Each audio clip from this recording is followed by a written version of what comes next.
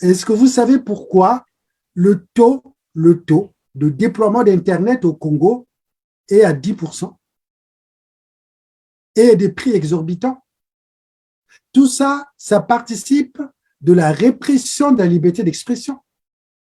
Et quand vous regardez vous-même le nombre de journalistes, Ndombe, comment il s'appelle, qui a fait la prison, qui s'est retrouvé ici. Osebi, le pauvre, qui est mort dans des conditions inexplicables. Mais on sait la main qu'il y avait derrière.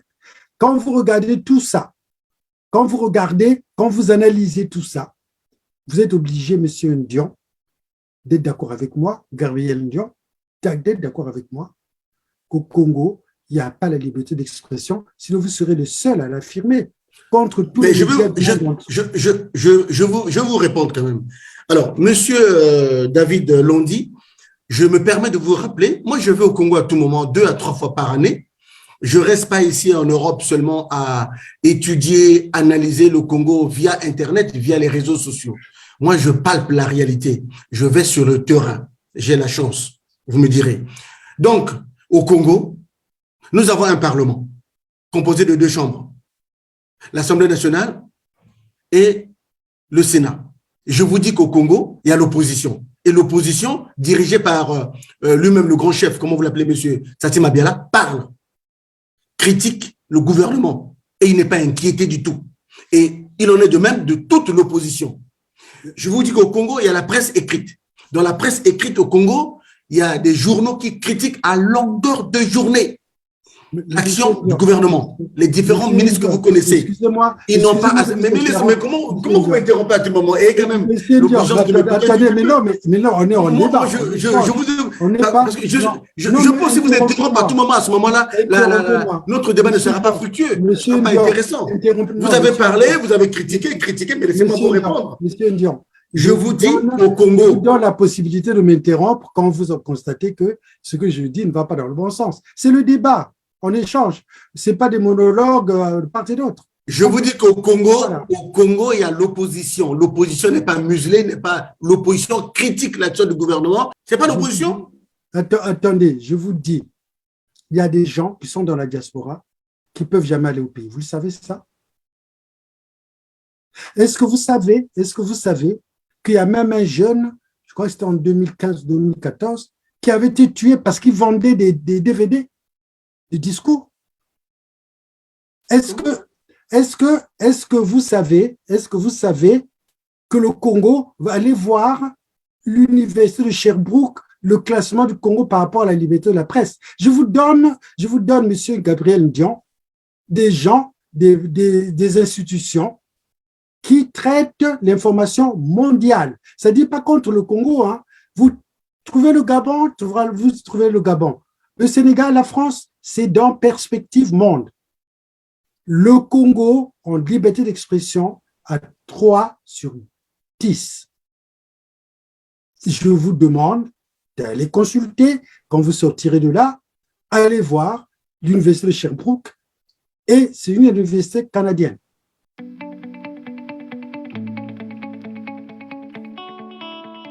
Tata, Bama Bandeko, mesdames et messieurs, bonsoir et bienvenue sur Afrique TV, 1 heure pour convaincre. Le rendez-vous média incontournable à rythmant la vie politique congolaise. Chaque dimanche en direct sur le web, cette émission consiste à interpeller nos personnalités du monde politique, économique, religieuse, culturel, à différents interlocuteurs successifs qu'ils doivent convaincre. Mon invité de ce soir, c'est un libre penseur, à son actif plusieurs livres. Mais qui est-il vraiment? David Londi, bonjour et merci d'avoir accepté l'invitation d'Afrique TV. J'allais plutôt dire bonsoir. Merci d'avoir accepté l'invitation d'Afrique TV. Bonsoir, monsieur Keto. Voilà, merci de m'avoir invité sur votre plateau. Donc voilà, comme vous avez dit, je suis un libre penseur, pas tellement. Je suis quand même engagé quelque part politiquement. Alors, politiquement, mais effectivement, vous avez la liberté de vos, effectivement, réflexions, pensées, pour, comme dirait l'autre, ma liberté de penser. Alors, nous allons parler effectivement des élections présidentielles, mais permettez-moi, comme c'est pour la première fois que vous êtes chez nous ici, chez Afrique Elite TV, votre chaîne d'opinion, ici, vous avez la parole, la télé, sur le web, pas comme les autres. Je vous prie tout simplement de bien vouloir vous présenter, s'il vous plaît. Merci à M. Keto. Ben, donc, comme vous avez dit, David Londi, je suis ingénieur de formation. Donc, j'évolue en France depuis pratiquement 73 et j'ai travaillé dans un grand groupe comme directeur manager et en même temps, comme vous l'avez dit, hein, j'ai aussi la passion de l'écriture, du débat politique. Donc, quand je suis arrivé en France à l'époque, c'était la FEANF. Donc, j'ai fait mes premières armes politiques au sein de la FEANF. Et donc, l'AEC, l'Association des étudiants congolais, ensuite la FEANF, qui était une section de la FEANF. Et après m'être éloigné, puisque je m'étais éloigné un petit peu de la vie politique congolaise, j'y suis revenu suite à la situation, je vais qualifier de dramatique, qui se développait au pays. Et de là, donc, avec des amis, nous avons créé le CRC, le Congrès pour la Renaissance du Congo. Voilà, grosso modo. Je ne sais pas si vous avez déjà entendu parler du CRC, mais je vous le décris en quelques lignes. Allez-y rapidement. Je Voilà. crois que c'est un mouvement politique, c'est une association, c'est comment Non, c'est exactement une plateforme, c'est-à-dire qui accueille tous les résistants au régime de Brazzaville, hein, qu'ils soient de gauche, de droite, et en même temps qu'ils appartiennent à un parti ou pas. Ici, c'est une plateforme qui travaille sur la recherche des solutions de restauration de la démocratie au Congo-Brazzaville. Donc, voilà. Si je comprends bien, je vais vous laisser terminer. Vous avez dit qu'il accueille tous les résistants au pouvoir de Brazzaville. Vous êtes un résistant, si je peux dire. Je peux me permettre de parler ainsi. Je suis un résistant parce que, par définition, d'ailleurs, j'aurai le temps de le dire, dans une dictature, il ne peut pas y avoir d'opposition. Il n'y a que de la résistance. Et je définis le pouvoir de Brazzaville comme étant un pouvoir dictatorial. C'est pour cela que je suis résistant. D'accord, on reviendrait là-dessus. Effectivement, Voilà. On parlait également de l'opposition, puisqu'apparemment, selon vous, dans une dictature, il peut y avoir de l'opposition, mais il semblerait qu'au Congo-Brazzaville, il y a quand même l'opposition congolaise. On reviendrait, mais ce qui nous intéresse, vous avez aujourd'hui choisi de nous parler des élections en émo. Je me suis posé la question là-dessus, qu'est-ce qu'il a voulu dire par des élections? En tout cas, ça m'a laissé un peu réfléchir. Est-ce que je pourrais dire des élections, crise ou renouveau au Congo-Brazzaville? C'est vrai, au gré des tensions et des crises politiques qui se sont multipliées depuis une vingtaine d'années chez nous, la confiance dans les institutions s'est érodée, il faut le reconnaître. Le clivage entre les citoyens et les politiques de la majorité présidentielle et de l'opposition s'accroît, tandis que la participation des Congolais au scrutin, pour ne pas dire aux élections, décline. La défiance qui entoure le fonctionnement de notre démocratie a atteint aujourd'hui un niveau préoccupant. La montée des inégalités, les enjeux écologiques et l'avenir de notre démocratie ne trouvent pas de réponse jugée suffisante pour nos peuples. Il en résulte un désintérêt croissant pour la chose publique ainsi qu'un discrédit manifeste à l'endroit des politiques qui se traduisent par la montée des crises sur les réseaux sociaux. Alors, quelle est l'origine de ces doutes qui entourent le fonctionnement de la démocratie, pour ne pas dire de l'organisation de l'élection, des élections chez nous, monsieur David? Voilà ma première question. Donc, vous voyez que j'ai essayé de composer pour essayer de regarder la réalité de ce qui se passe chez nous au Congo depuis un certain temps, et je termine par des élections. Je vous laisse la parole. Merci. Donc, vous permettrez, puisque vous avez dit, le Congo a subi les deux crises les plus graves qui puissent frapper une population, pourvue d'un destin historique. La destruction de son État et la désagrégation de la société civile qui en était la base. la junte au pouvoir a aggravé les divisions des Congolais. Le coup d'État de 1997 a détruit l'État naissant. La communauté nationale balbutiante s'est dénationalisée par l'exclusion des pas entiers de la population, par l'instauration, excusez-moi, du patronage par affinité ethnique au détriment de la méritocratie. Et il n'y a pas de pacte civil, il y a en revanche un pouvoir de répression. Monsieur Keto, je vous ai là présenté l'essentiel de ce qui fait que des élections dans une dictature n'ont aucun sens. Parce que les populations ne sont pas dupes. Vous avez parlé d'une certaine défiance, de certaine méfiance. Mais quand on sait que pendant plus de 20 ans, toutes les élections qui ont émaillé la vie politique congolaise se sont soldées presque de la même façon. C'est-à-dire, un petit peu comme ça se passait jadis dans le giron soviétique, il y a des élections, mais le résultat était toujours le même. C'est toujours le plus fort qui gagne, ça a toujours été un problème de rapport de force. Je crois qu'il faut peut-être se poser la question par rapport à cela pour comprendre la défiance des Congolais par rapport aux élections dans ce pays. Alors, effectivement, vous allez parler de la destruction de l'État et vous avez également parlé de la division des Congolais. Donc, vous avez essayé d'expliquer un peu, pensez-vous réellement que dans notre pays, le Congo-Brazzaville, l'État n'existe quasiment pas? Et croyez-vous réellement, je ne sais pas si vous partiez souvent au Congo, que le Congo est vraiment divisé? J'ai voyagé, j'étais dans d'autres pays, d'autres pays africains, j'étais dans d'autres pays, même dans les Caraïbes, assez souvent. J'ai constaté une chose par rapport à Brazzaville. La particularité de Brazzaville, c'est l'une des rares villes en Afrique où les gens habitent par affinité ethnique. Vous quittez Bakongo, vous allez à Potopoto, Wenze, vous allez à par affinité ethnique, excusez-moi, qu'est-ce que vous entendez par là? Ça veut dire qu'il y a des quartiers où on ne trouve que des haies et des quartiers qu'on ne trouve que des haies, si je comprends bien ce que vous voulez dire. Non, ce que je vais dire, ce que je vais tout simplement dire, les gens se regroupent par appartenance ethnique essentiellement. On peut y trouver des particularités, mais quand vous allez à Bakongo, 80% sont des Lari Congo. Quand vous allez à Talanga, et ainsi de suite.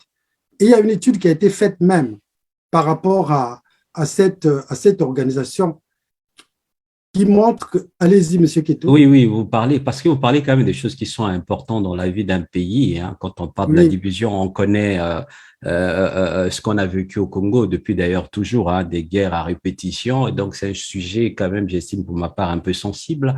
Vous avez dit que quand vous partez à Bakongo, vous trouvez au moins 80% des Lari, et quand vous partez au fin fond de Talanga, vous trouvez, je sais pas. Mais il s'avère que je voulais savoir depuis quand vous êtes plus parti au Congo-Brazzaville, parce que ceux qui ont l'habitude peut-être d'aller, on pourra peut-être vous le dire. C'est vrai qu'on pourra ressentir un peu ces choses-là, mais par exemple à Talanga, là où personnellement j'ai grandi, on voyait pas ces genres de choses. Bon, c'est vrai que ça fait longtemps que je suis plus au Congo-Brazzaville aussi. Vous avez connu le Poto-Poto, par exemple, on trouve tout le monde, à Mongali, n'en parlant même pas.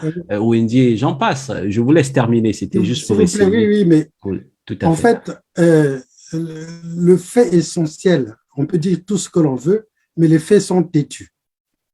Quand vous regardez les partis politiques qui sont structurés au Congo, vous regardez leur carte électorale, vous voyez très bien MCDD Yuki se situe dans une zone, où il y a une majorité dans une zone. Quand vous avez le PCT, ainsi de suite, ça, c'est des constats. C'est un fait. Il y a une étude, malheureusement, on ne peut pas afficher, je vous l'enverrai, qui montre la carte des élections qui, pour moi, les plus justes, je dirais, de 92, qui montre la cartographie de l'électorat en fonction des partis. Donc, si vous me dites qu'à Congo, c'est l'inverse et que tout est, il n'y a pas 80 à 60% de la riche. Je vais bien l'admettre avec vous. Mais il s'avère que l'essentiel n'est pas d'être dans le pays, mais plutôt on est en échange. Vous voyez là, on communique. Tout à fait, oui, Vous êtes à Paris, je suis ici. Donc, les distances n'ont plus autant d'importance. On peut communiquer à n'importe quel moment, analyser les problèmes politiques ensemble, analyser les problèmes sociaux ensemble, sans qu'on soit forcément au même endroit, dans la même configuration géographique. Je ne sais pas si vous... mais je suis content que vous constatiez qu'effectivement, il y a eu un mélange à 100% dans tous les quartiers de Brazzaville. Mais excusez-moi d'en douter. Mais alors, quand vous dites ce que vous êtes en train de dire, je comprends bien, j'essaye comme d'habitude de comprendre. Ça veut dire quoi quand on essaie un peu de vouloir comprendre votre pensée? Je ne suis pas la pensée qui pense avant que vous pensiez, mais je voulais dire quand même, est-ce que ça veut dire que donc tous ceux qui sont du sud, puisque effectivement donc de Bakongo et puis en allant de l'autre côté, on a UDH Yuki, hier c'était MCDDI, d'ailleurs ça existe encore, et puis on a l'UPADES et j'en passe. Donc toutes les Congolaises, les Congolais, les Congolaises de cette partie-là, autrement dit, vont voter, puisqu'on parle des élections, vont voter automatiquement les personnes de ces endroits-là. C'est ça ce que vous voulez dire? Écoutez, monsieur Keto, il y a comment ça s'appelle? Il y a Bastia, un économiste qui disait la base de choses en tout, c'est la communication. Vous voyez très bien que, et même maintenant, ce mélange entre le nord et le sud, je parle de région, par déficit des moyens de transport, ne se fait pas comme on l'aurait voulu. C'est pour cela que des notions comme la nation congolaise, le peuple congolais sont restés à l'état de promesse parce qu'il n'y a pas une mixité poussée. Moi, je vais vous prendre un exemple. Vous prenez quelqu'un de Madia. Cette personne n'a jamais bougé pour aller voir ce qui se passe, et, par exemple, à Ouesso. Pour lui, il entend, il voit à la télé, parce que les moyens de communication ne sont pas aussi développés. Les transports ne sont pas aussi développés. Et Bastia dit, là où ne passe pas la communication, là où ne passe pas le commerce, finissent par passer les armes. Donc, l'opposition, c'est essentiellement cela. Et ça reste une réalité. Et vous verrez très bien que si vous faites une analyse sociologique la plus succincte, vous allez arriver à ce constat. Là où il n'y a pas des routes, là où il n'y a pas effectivement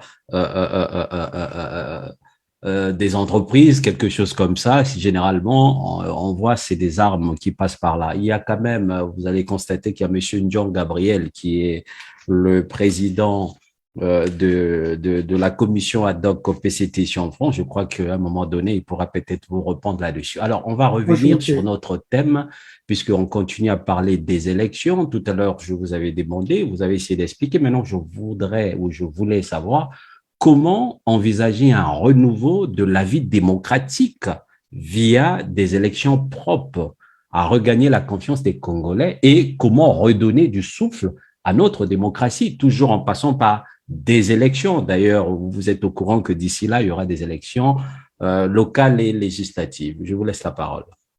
Merci, monsieur Keto. Je crois qu'il faut prendre les choses d'une façon rationnelle. Tout à l'heure, dans mon introduction, j'ai dit que l'État a été détruit, l'État au Congo. Je peux vous donner quelques exemples, si vous voulez. Allez-y, donnez des exemples. Voilà, je peux vous expliquer plutôt pourquoi l'État congolais n'existe plus. Où il a commencé à être, il n'est plus. En 1977, à la mort à l'assassinat de Marien Ngouabi et de Monseigneur du cardinal Biayenda et du président Massamba Deba, Sassou Nguesso déclare Bakongo Babomi Marien, alors qu'il occupait les hautes fonctions de l'État. Ça veut dire il était garant de l'unité de l'État, comme c'est écrit dans la Constitution. Il déclare ça, c'est-à-dire il montre à la vindicte populaire une partie de la population. Une partie de la population. Les Pakongo, Babomi, Marien. J'avance. Donc l'État, dans ce cas-là, n'est plus une réalité. Parce qu'un de ses représentants les plus éminents fait une déclaration pareille.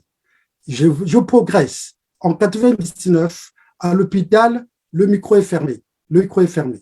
Tout à fait. Mais je termine. Oui, allez-y. Bon, en 99, à l'hôpital de Talangai, au dispensaire de Talangai, Sassou Nguesso fait un discours où il dit « S'il m'arrivait de disparaître à 11 heures, à 15 heures, on n'entendra plus parler des Mboshi. » Ça veut dire, dans sa tête, les Mboshi ne sont pas des Congolais. Les Congos, en 77, ne sont pas des Congolais, ne sont pas dans l'État. Un homme politique de cet ordre, de cette classe, qui fait des déclarations pareilles, détruit l'État. Parce que l'État est l'organe qui assure l'égalité de tous devant la loi. Alors, je voudrais quand même, sans être l'avocat du président de la République, bien sûr, j'essaie un peu d'équilibrer les choses, je voudrais quand même dire que monsieur le président de la République, vous avez dit, il fait de la politique. On voit ça même ici en France, à ma connaissance. On voit ici en France des responsables politiques, pas les moindres, en train de faire peur à la population, concernant par exemple l'immigration, concernant par exemple beaucoup de choses, vous avez suivi. Donc on pourrait dire que ces personnes-là, qui sont pas les moindres encore une fois, sont pas des personnes qui peuvent être assurées des responsabilités de l'État. Mais le président de la République, et si vous voyez dans son entourage, vous avez parlé de Bakongo, je m'appelle Kodia, si vous voyez dans son entourage, il a beaucoup travaillé. Jusqu'à aujourd'hui, il continue à travailler avec entre guillemets, les Bakongo que vous êtes en train de parler, par exemple. Donc, vous ne pouvez pas dire que l'État n'existe pas. Est-ce que c'était pas des éléments de langage politique quand le président parle en disant si je meurs aujourd'hui à 15 heures, il n'y a plus d'Emboshi? Est-ce que c'était pas une façon de vouloir regrouper un peu sa base qui était peut-être un peu divisée? Je sais pas, hein, j'essaie de comprendre. Oui, tout à fait. Allez-y. Les mots sont des armes, surtout prononcés par un responsable politique. Donc, on ne peut pas dire, on ne peut pas chercher à interpréter pour dire, voilà, peut-être qu'il a voulu dire ça. Non, vous n'entendrez jamais un homme, un responsable politique français, dire que les Bretons ont tué ou ont eu tel comportement. C'est parce qu'on est en République. Le mot République vient du latin res publica, la chose publique. Donc, la République garantit l'égalité de tous les citoyens devant la loi. Par conséquent, à partir du moment où on montre, on désigne à la vindicte générale une partie de la population, on sort, on n'est plus dans une République unie. C'est pour cela tout simplement que j'ai dit, si M. Sassou Nguesso a eu à dire ça en 77, et il a dit aussi en 99, c'est que c'est des paroles, c'est 2 fois quand même, 2 fois. Donc, c'est des paroles pensées, réfléchies, qu'il a prononcées dans un meeting devant des milliers de personnes, je suppose. Voilà. Et je vous enverrai le discours en question. En tout cas, avec plaisir, et ça me fera plaisir de lire ce discours en question. Alors, on va continuer. Je voulais savoir, effectivement, puisqu'on parle des élections, vous connaissez très bien l'histoire du Congo. Est-ce que depuis l'avènement, bien sûr, de la démocratie chez nous au Congo-Brazzaville, est-ce que le Congo a déjà organisé des élections libres et fiables? Depuis l'avènement de la démocratie, bien sûr. Je vais vous dire, moi, j'analyse le Congo sur 60 ans, c'est-à-dire depuis l'indépendance jusque-là, pour comprendre les mécanismes qui ont fait qu'on puisse arriver à cette situation. Il y a une université qui analyse la plupart des pays africains, du monde plutôt, depuis 1945. Une université canadienne, l'université de Sherbrooke. L'université de Sherbrooke, donc vous avez les références, vous pouvez aller voir. L'université de Sherbrooke a publié dans sa revue Perspective Monde, publie l'indice de démocratie dans les différents pays et aussi des indicateurs économiques, sociaux, politiques. Et ils disent, et voilà l'indicateur qui ressort de Sherbrooke. Il y a eu 2 périodes de démocratie au Congo, 2 périodes, de 60 à 63, où il y avait effectivement, comme vous dites, des élections effectives.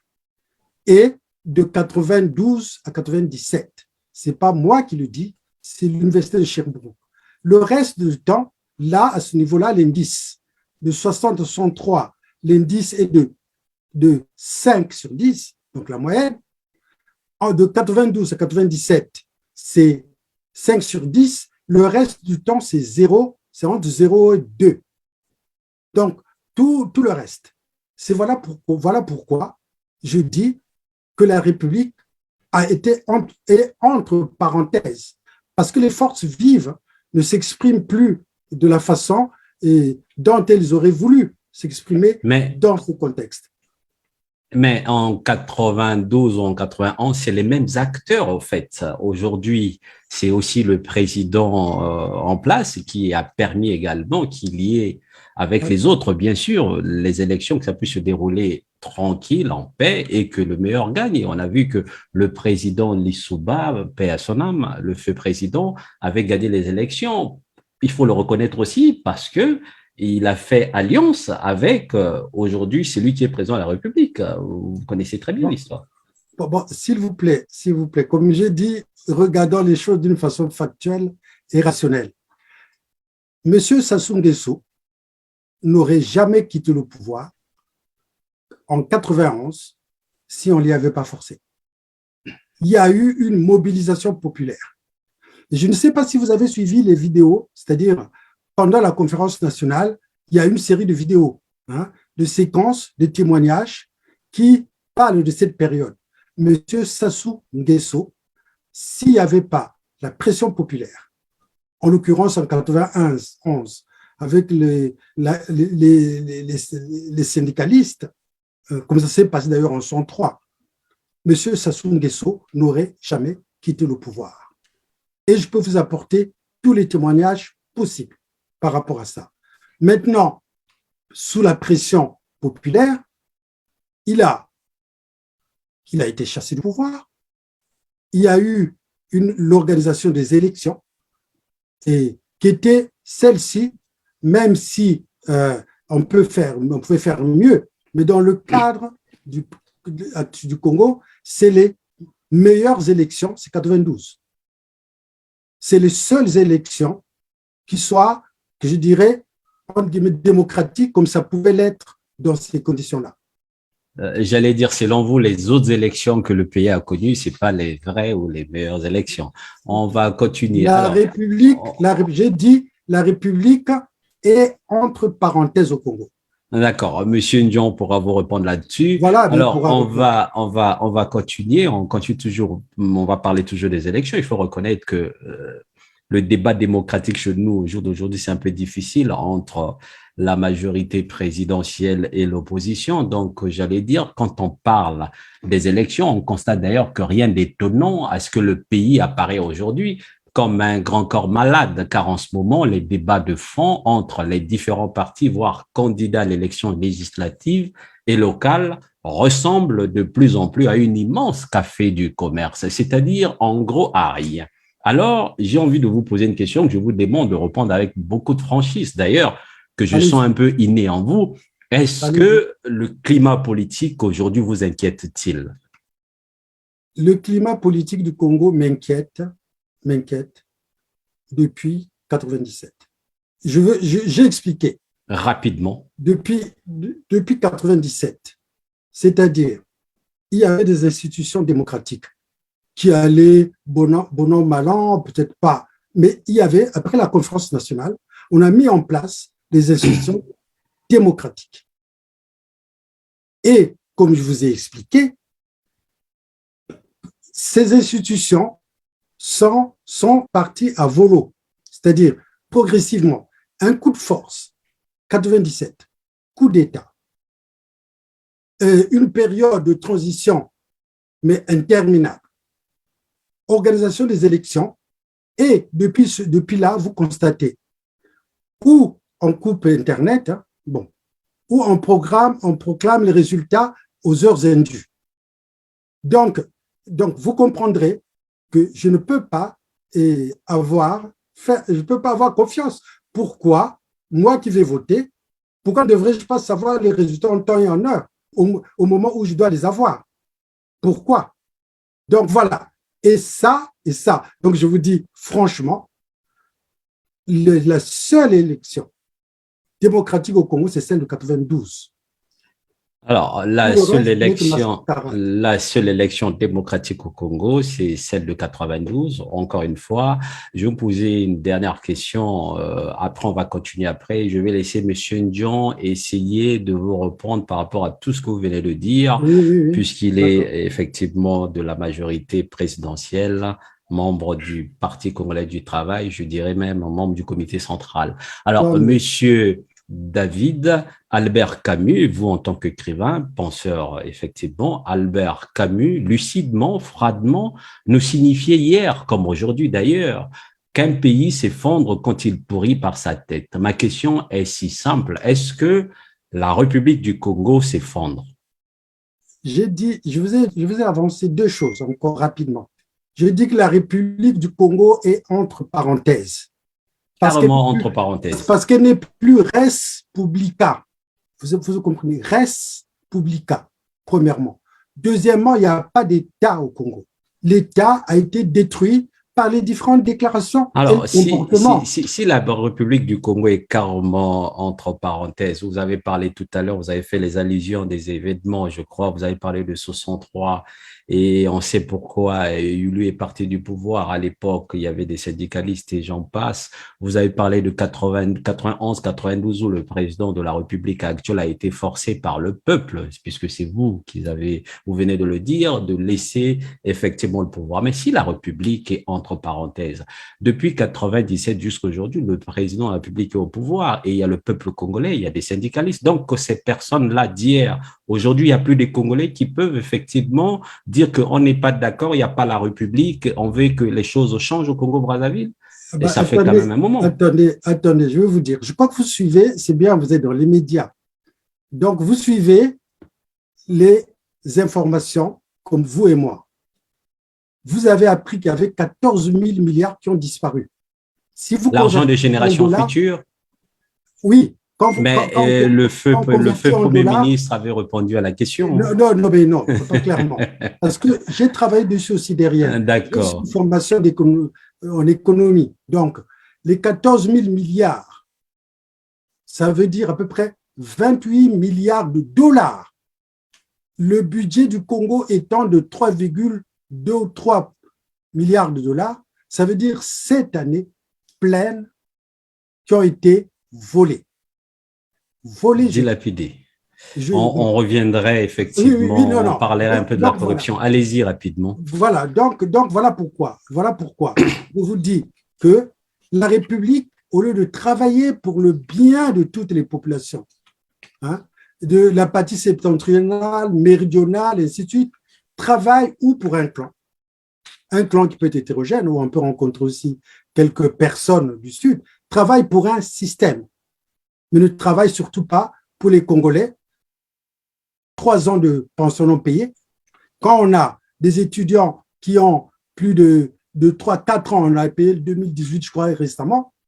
Quand vous avez des hôpitaux, le système de santé, d'ailleurs, aucun dignitaire ne se fait soigner là-bas, vous verrez vous-même, le jour où Sassou Nguesso ira subir une intervention chirurgicale à l'hôpital général, à ce moment-là, je dirais, voilà, le système sanitaire du Congo va bien. Or, où il court au Maroc, où il court en Europe. Donc, c'est pour vous dire complètement, pour vous répondre, ceci va dans le sens d'une république res publica, la chose publique qui est entre parenthèses. Voilà. Donc, pour moi, je termine là en quelques mots. Pour moi, donc, il faut du passé faire table rase, comme disent les communistes, que sont les PCT. Donc, du passé, faisons table rase. Revisitons les 60 ans, regardons pas à pas ce qui a marché, ce qui n'a pas Mais marché. table On va rase, dire- on a déjà fait table rase. Vous avez revisitant les 60 ans, il y a eu la conférence nationale. Où Mais les doyens, vous êtes allé à la conférence nationale, au lieu de regarder l'intérêt de la nation, l'opposition comme effectivement la majorité, vous avez regardé tout simplement vos intérêts à vous. C'est pourquoi on est arrivé à ce stade-là aussi, quelque oui, part. oui. Non, Donc, non, je vous dis, excusez-moi, Monsieur Keto, je vous dis, la conférence nationale, qui était souveraine pourtant, parce que le souverain primaire dans un pays, c'est le peuple. tout à fait, oui. Et qui était souveraine, n'a pas entamé, n'a pas épuisé toutes les résolutions qu'on avait prises. On a fait des erreurs.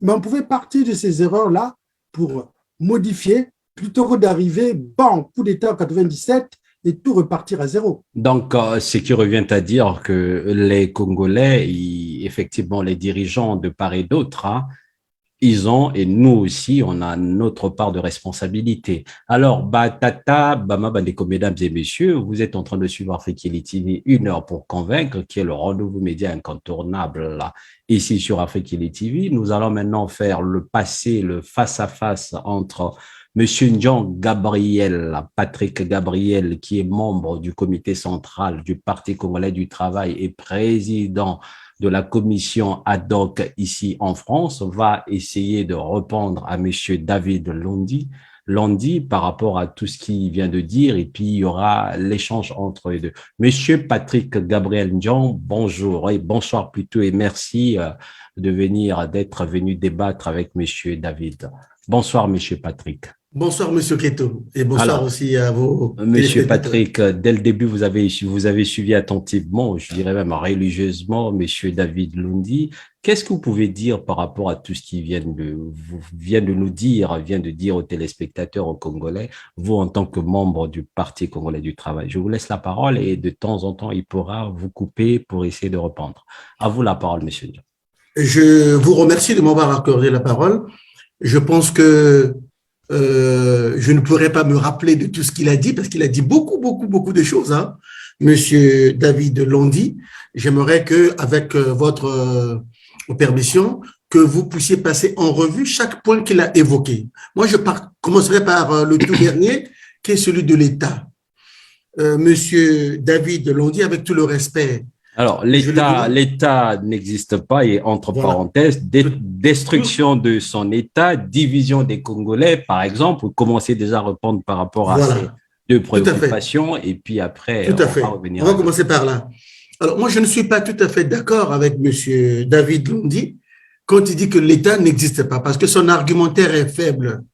Son argumentaire n'est pas costaud, n'est pas marteau, parce qu'il a pris l'exemple des propos tenu par son Excellence le président Denis Sassou Nguesso en 97, et puis disons que 99, monsieur Ndion, 99. Comment? 77 et en 77 et en 80, voilà. En 77 et en 99. Je ne suis pas d'accord avec lui. Je ne légitime pas les propos tenus par son Excellence le président Denis Sassou Nguesso. Je dis seulement que lorsqu'on est en période électorale, comme il en est le cas maintenant au Congo, on a vu aussi en France dernièrement, il y a parfois, pour des raisons électorales, pour des raisons d'unité de son parti, pour galvaniser son électorat, pour galvaniser ses membres, les membres du parti, eh bien, parfois on peut tenir des propos qui, dans certains contextes, ne sont pas acceptables ou peuvent être discutés. OK? Donc, mais ce n'est pas une raison, parce que le président Denis Sassou Nguesso aurait tenu ces propos-là, que l'on peut arriver à la conclusion, à mon avis, assez hâtive, selon laquelle le Congo n'a pas d'État. Non, le Congo, un État, c'est pas une somme d'appréciation, une somme d'expression, une somme de sentiments, une somme de points de vue. Non, l'État, mais écoutez, je vais vous répondre d'abord. Je vous ai entendu religieusement. Non, mais on est en débat. On est en débat. Non, mais là, oui, mais laissez-moi quand même évoluer un tout petit peu, parce que je n'ai même pas encore étalé mon argumentaire que vous me contredisez déjà. Pour moi, l'État, c'est d'abord l'organe représentatif d'un pays, de la nation. L'État, c'est une institution juridique, une institution politique qui représente un pays, qui représente une nation. Et les différents éléments qui définissent, qui caractérisent un État, c'est l'ensemble des différentes institutions qui les représentent, notamment le Parlement à travers ces deux chambres, la haute et la basse. Dans un pays comme le Congo, il y a un État. Pourquoi? Et parce qu'il y a les institutions qui représentent l'État. Vous avez le Sénat existe, fonctionne. Vous avez l'Assemblée nationale existe et fonctionne, c'est-à-dire le Parlement pour les deux chambres. Vous avez le Conseil constitutionnel, vous avez le gouvernement. Toutes les institutions qui définissent un État existent au Congo et fonctionnent bon an, mal an. Ça, c'est un. Maintenant, de deux. Monsieur David Londi, nous sommes un jeune pays, un jeune État qui vient à peine de prendre son indépendance en 1960, exactement 62 ans. Nous ne pouvons pas nous comparer à d'autres États qui sont très vieux, qui ont une longue expérience de l'indépendance et de l'organisation administrative. Donc, il est vrai, en tant qu'État, certains hommes politiques, l'exemple que vous avez donné de Denis Sassou Nguesso, mais je peux aussi en donner d'autres, peuvent tenir des propos, parfois qui peuvent heurter la sensibilité, votre sensibilité, la sensibilité de certains citoyens, mais cela n'enlève pas du tout le caractère étatique du pays. Cela ne veut pas dire que le pays n'a pas un État, parce que le chef de l'État, le président aurait tenu tel propos. Si vous revenez ici en France, là où vous et moi nous vivons, vous allez vous rendre compte que l'opposition, oh là là, quels sont les propos que l'opposition... Oui, mais Monsieur Ndion, et quels sont les propos tenus par lui-même, son Excellence Emmanuel Macron, durant les 5 ans de sa présidence vis-à-vis de l'État français. Mais on n'a pas dit que, parce qu'il a tenu tel propos, que l'État français n'existe plus. Monsieur Ndion. Ce sont les imperfections. Voilà, Monsieur Ndion. C'est un État perfectible, mais on ne peut pas dire qu'au Congo, il n'y a pas d'État.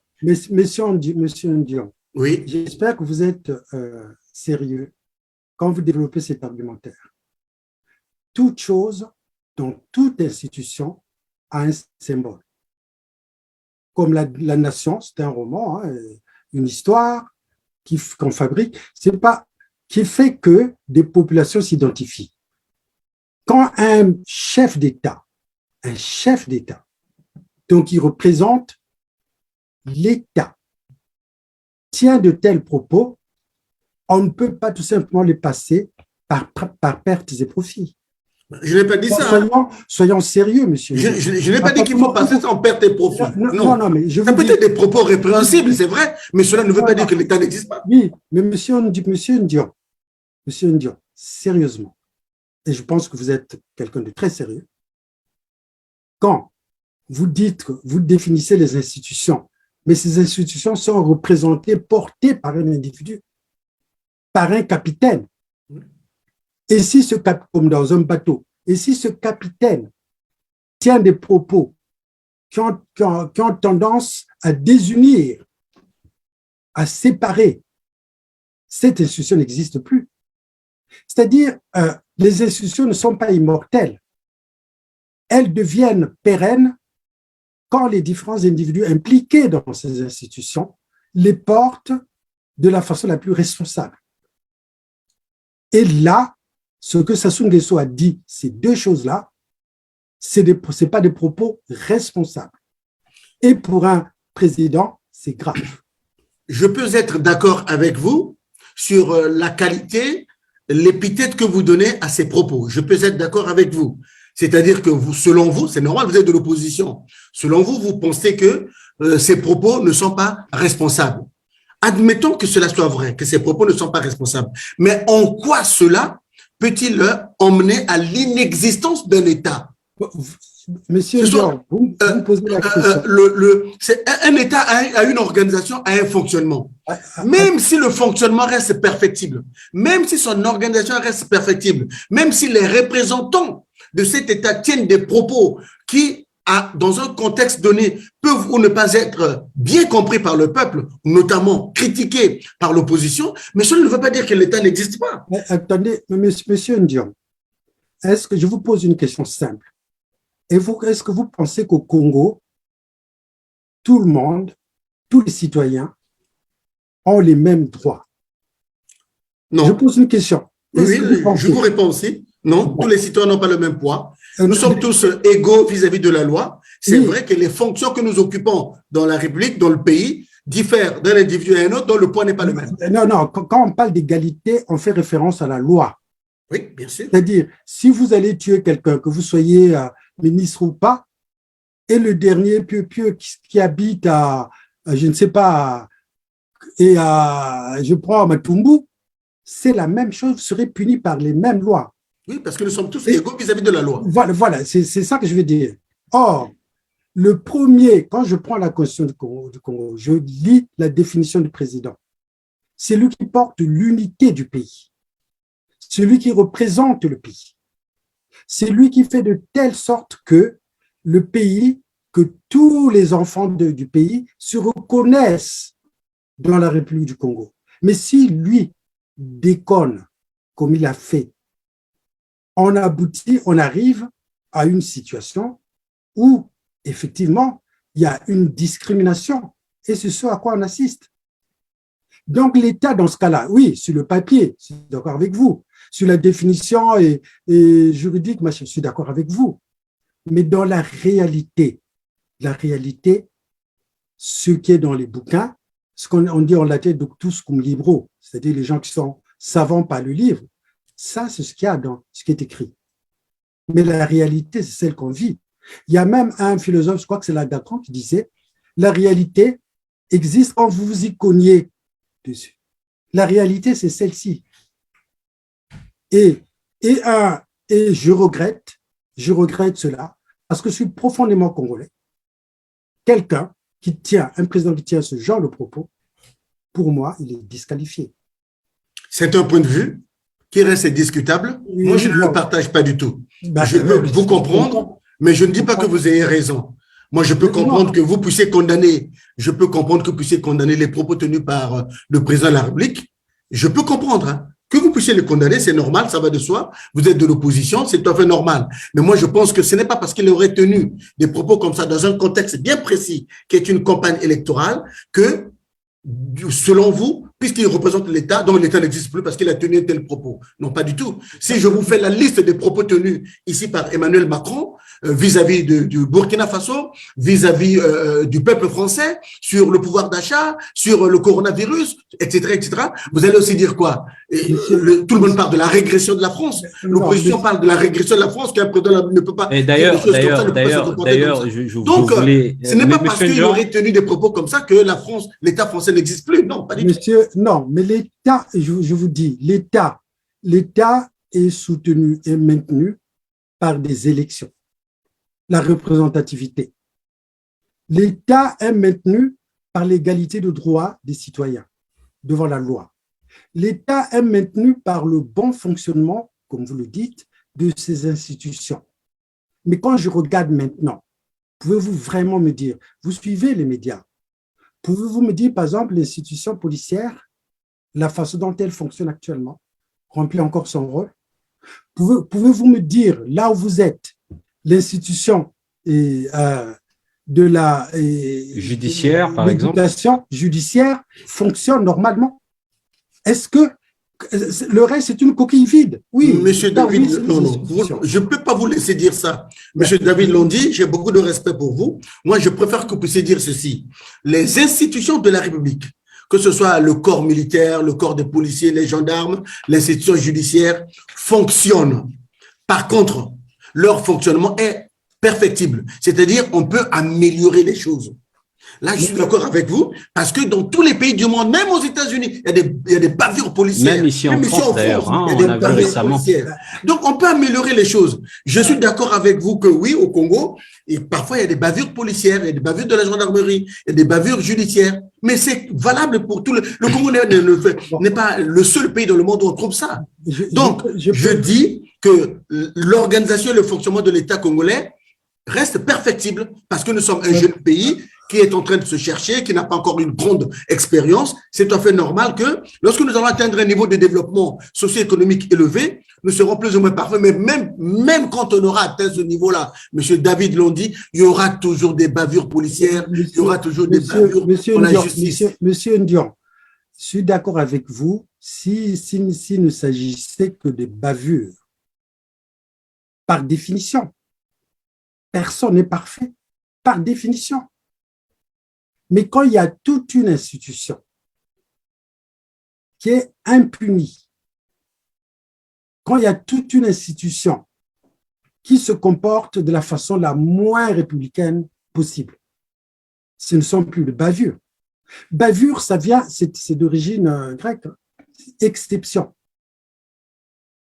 C'est-à-dire, une bavure, une exception, comme ça peut arriver effectivement, comme vous dites, en France ou ailleurs, hein, c'est-à-dire ça peut arriver.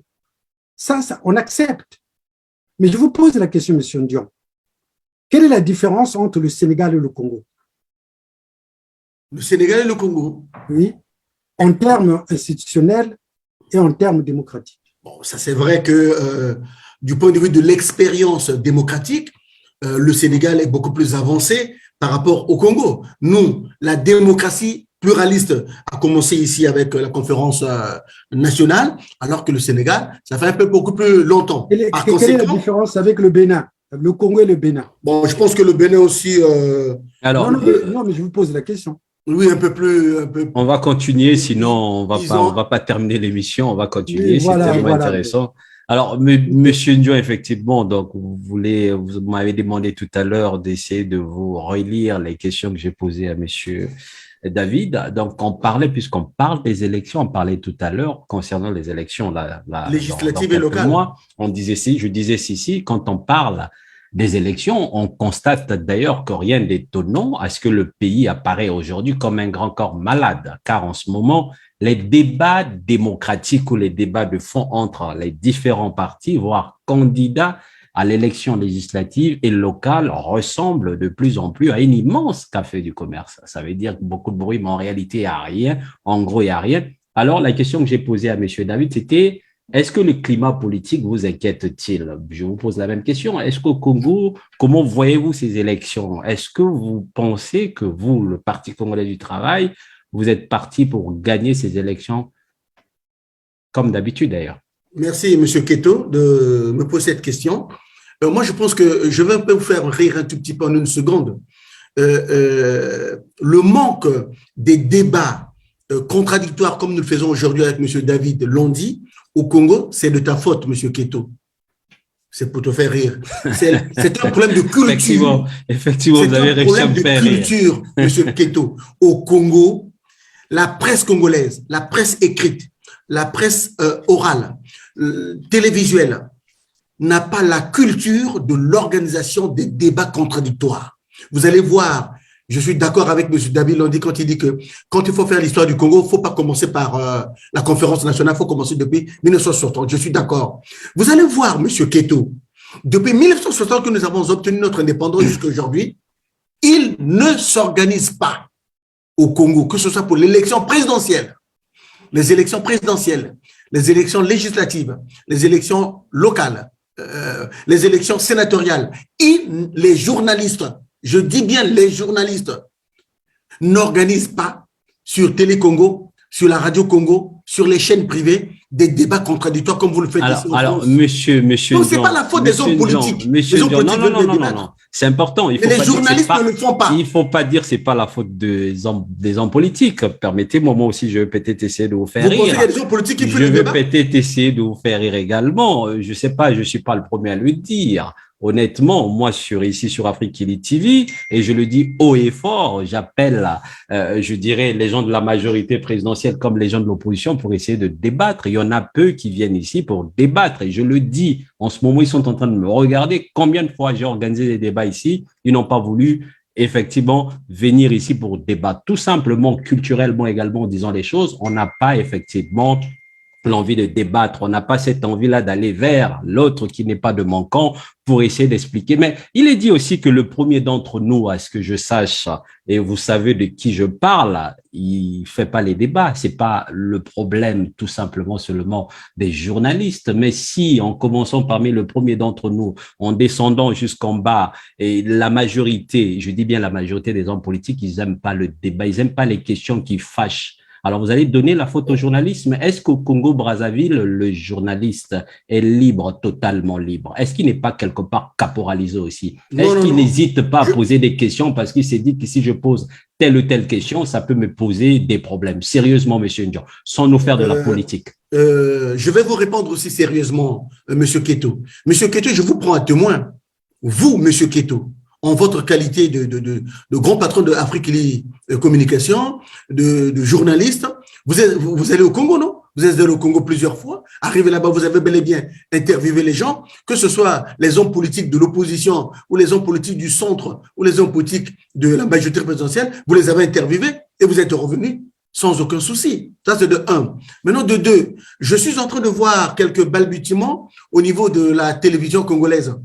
Au niveau de la télévision congolaise, je suis en train de constater, je disais tout à l'heure, monsieur Keto, vous n'étiez pas là, que je vous connais, vous. Vous êtes allé plusieurs fois au Congo et là-bas, vous avez bel et bien organisé des émissions. Vous avez interviewé les hommes politiques congolais de tous bords et vous êtes revenus sans aucun souci. Je connais les gens de la presse ici, comme les Marie-Alfred, pour ne pas faire leur pub, de la presse écrite, les dépêches de Brazzaville et consorts qui, ici ou au Congo, interviewent, posent des questions et aux gens de la majorité présidentielle, aux gens de l'opposition, il n'y a pas de souci. Je constate, donc je disais, quelques balbutiements au niveau de Télé Congo, je le félicite, je la félicite, c'est une dame, Madame Bibiane, qui a commencé à organiser à chaque fois qu'il y a, par exemple, le discours du chef de l'État, à chaque fois qu'il y a un grand événement politique au Congo, il commence à interviewer les gens. Maintenant, ce qui manque sur Télé Congo, je le dis haut et fort, c'est le manque de débat contradictoire, c'est-à-dire mettre en face un candidat du PCT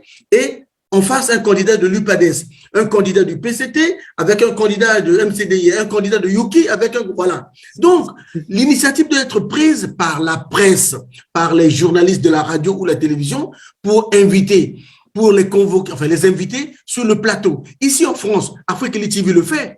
Regardez, vous êtes en train de le faire, je suis en train de débattre avec mon confrère, mon compatriote, M. David Londi. Ziana TV le fait, Radio Bakambi le fait. Beaucoup de radios ici, beaucoup de télé le font. Donc, il faut impulser, donner l'exemple, inculquer cette culture journalistique à nos journalistes, à nos spécialistes des médias au Congo pour pouvoir inviter sur le plateau des gens appartenant à deux formations politiques différentes.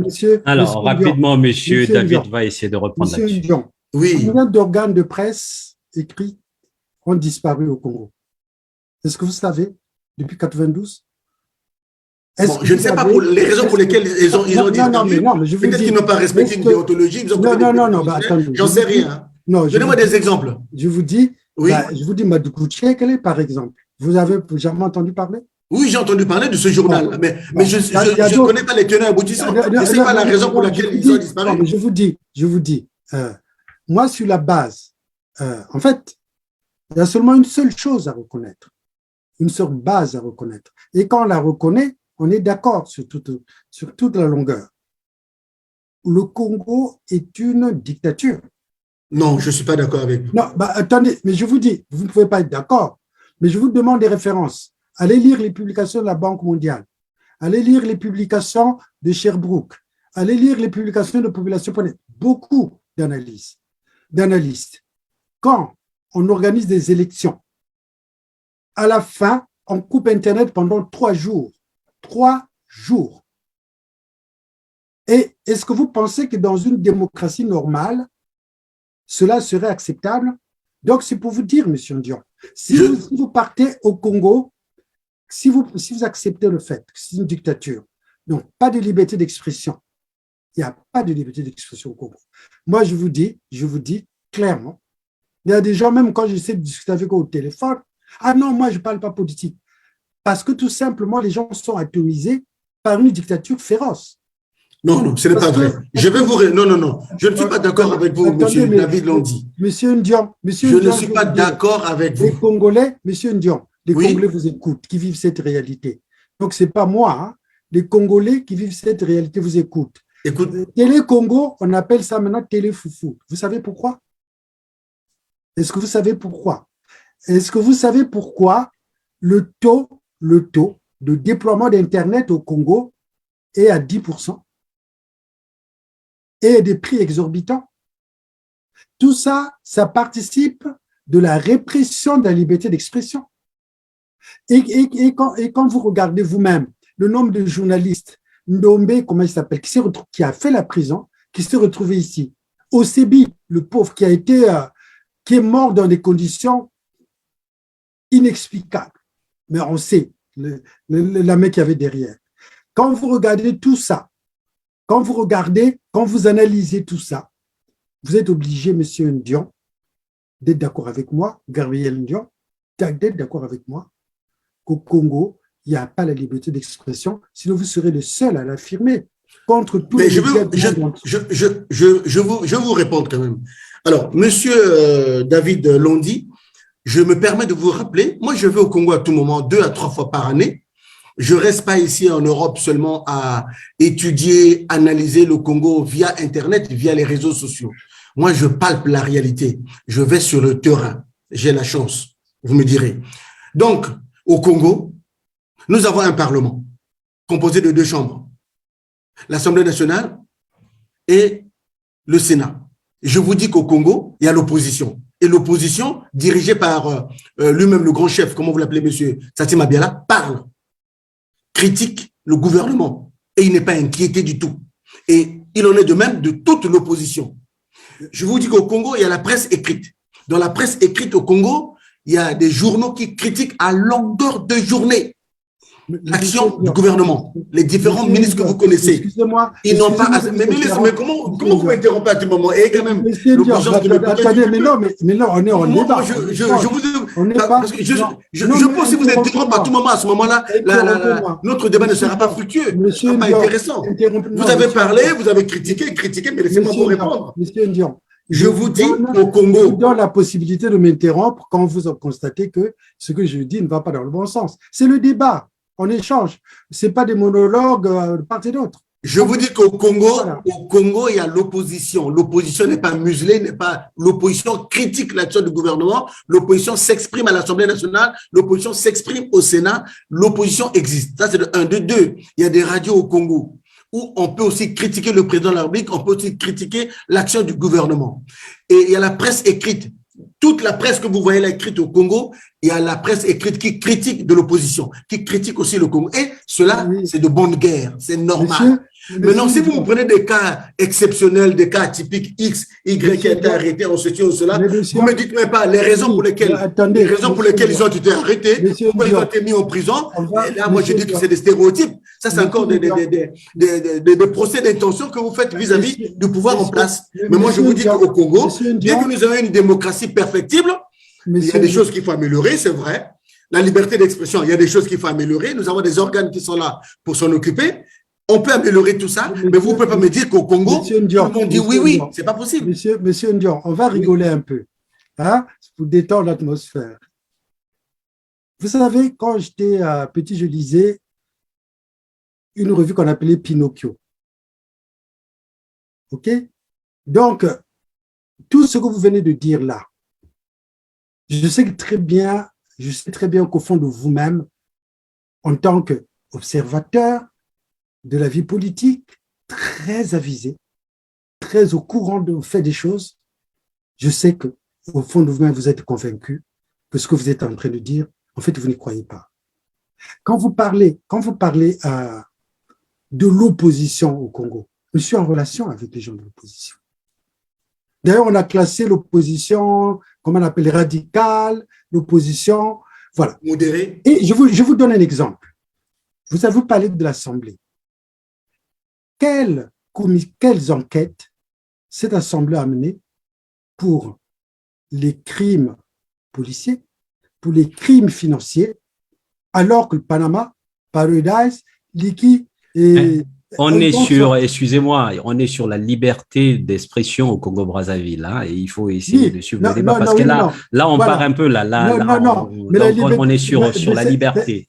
Et je tenais quand même à dire, parce que c'est important, je suis journaliste et M. Ndion veut le dire, oui, effectivement, je pars au Congo également, je pars au Congo. Alors, quand on dit que la liberté vraiment n'existe pas totalement, en tout cas, pardonnez-moi, j'ai un peu des points d'interrogation parce que moi, je suis parti au Congo à plusieurs reprises également, je suis passé à l'opposition en interviewant les opposants congolais, pas les moindres. Je suis passé de l'autre côté également, en interviewant également les gars de la majorité présidentielle, avec mes questions parfois qui peuvent, voilà, bon, je vous laisse deviner, mais bon, mais il faut le reconnaître aussi mais on peut pas dire qu'il n'y a pas la liberté totale, mais la liberté peut-être, je dirais, restreinte, ou je sais pas, quelque chose comme ça, restreinte. Oui, voilà. Attendez, les mots ont un sens. Quand on dit liberté restreinte, c'est pas la liberté. Je ne sais pas. Alors, jusqu'où vous allez 20%, 10%, 5%? La liberté, c'est la liberté. Puisque le Congo se targue d'être une démocratie. Donc, la liberté d'expression doit être totale. Ben, apparemment, il est total. Quand vous voyez l'opposant, pour ne pas citer Monsieur Mierassa, qui ne mâche pas ses mots, il faut le reconnaître. Très sérieusement. Attendez, ce que vous dites là, oui. Ce que vous dites là, vous prenez l'exemple de M. Mierassa, voilà, M. Keto, vous rigolez un peu. Mais c'est normal, parce que en fait, vous affirmez des choses auxquelles vous ne croyez pas. C'est-à-dire, vous ne pouvez pas dire ça, M. Gérard. Mais il n'y a pas que M. Clément Mierassa, il y a aussi M. Jean-Mathias qui parle, qui critique le gouvernement. M. Gabriel Ndion, oui. Je vous dis calmement, mais avec le plus grand recul du monde, qu'au Congo, il n'y a pas la liberté d'expression. Moi, je ne suis pas d'accord avec vous. Jean-Mathias parle, Clément Mierassa parle, Yondo Pango parle, Tati Mabela parle. Ils ne sont pas inquiétés, ils sont là. Attendez. Ce n'est pas l'opposition? Attendez, je vous dis, il y a des gens qui sont dans la diaspora qui ne peuvent jamais aller au pays. Vous le savez, ça? Est-ce que vous savez qu'il y a même un jeune, je crois que c'était en 2015-2014, qui avait été tué parce qu'il vendait des DVD, des discours? Est-ce que vous savez que le Congo va aller voir l'université de Sherbrooke, le classement du Congo par rapport à la liberté de la presse? Je vous donne, monsieur Gabriel Ndion, des gens, des institutions qui traitent l'information mondiale. Ça ne dit pas contre le Congo, hein. Vous trouvez le Gabon, vous trouvez le Gabon. Le Sénégal, la France, c'est dans Perspective Monde. Le Congo, en liberté d'expression, a 3 sur 10. Je vous demande d'aller consulter, quand vous sortirez de là, allez voir l'université de Sherbrooke, et c'est une université canadienne. Donc, vous comprendrez. Parce que si on va jusqu'à couper Internet, qui est quand même, attendez, l'élément le plus, je ne sais pas, le plus représentatif de la liberté d'expression, on coupe 3 jours. 3 jours. Même les Obama s'en étaient émus. 3 jours. Alors, on peut vous répondre. Rapidement, M. Ndion, très rapidement, on va continuer, parce que je sais que vous n'allez pas trouver une solution là-dessus. Internet avait été coupé pour des raisons connues, des raisons de sécurité, pour préserver la sécurité de la publication des résultats, pour préserver la sécurité du peuple, la sécurité territoriale. On a estimé qu'il fallait couper Internet pour 1, 2, 3 jours, et le temps qu'on puisse proclamer les résultats, et après, ça dit tout ce qui concerne la sécurité nationale, tout ce qui concerne le calme, la paix, la quiétude du peuple, si cela nécessite à ce qu'on puisse couper Internet pour ne pas avoir des problèmes, moi je pense que c'est légitime de le faire. Vous voyez, là, on n'empiète pas. Monsieur Keto. Rapidement, monsieur. Oui, rapidement, on va continuer, sinon on ne va pas terminer. Monsieur Keto, monsieur Ndion, là, on parle de la liberté d'expression, mais c'est vraiment sur le plan économique lamentable. Le fait de couper 3 jours Internet, vous ne voyez pas toutes les implications économiques derrière.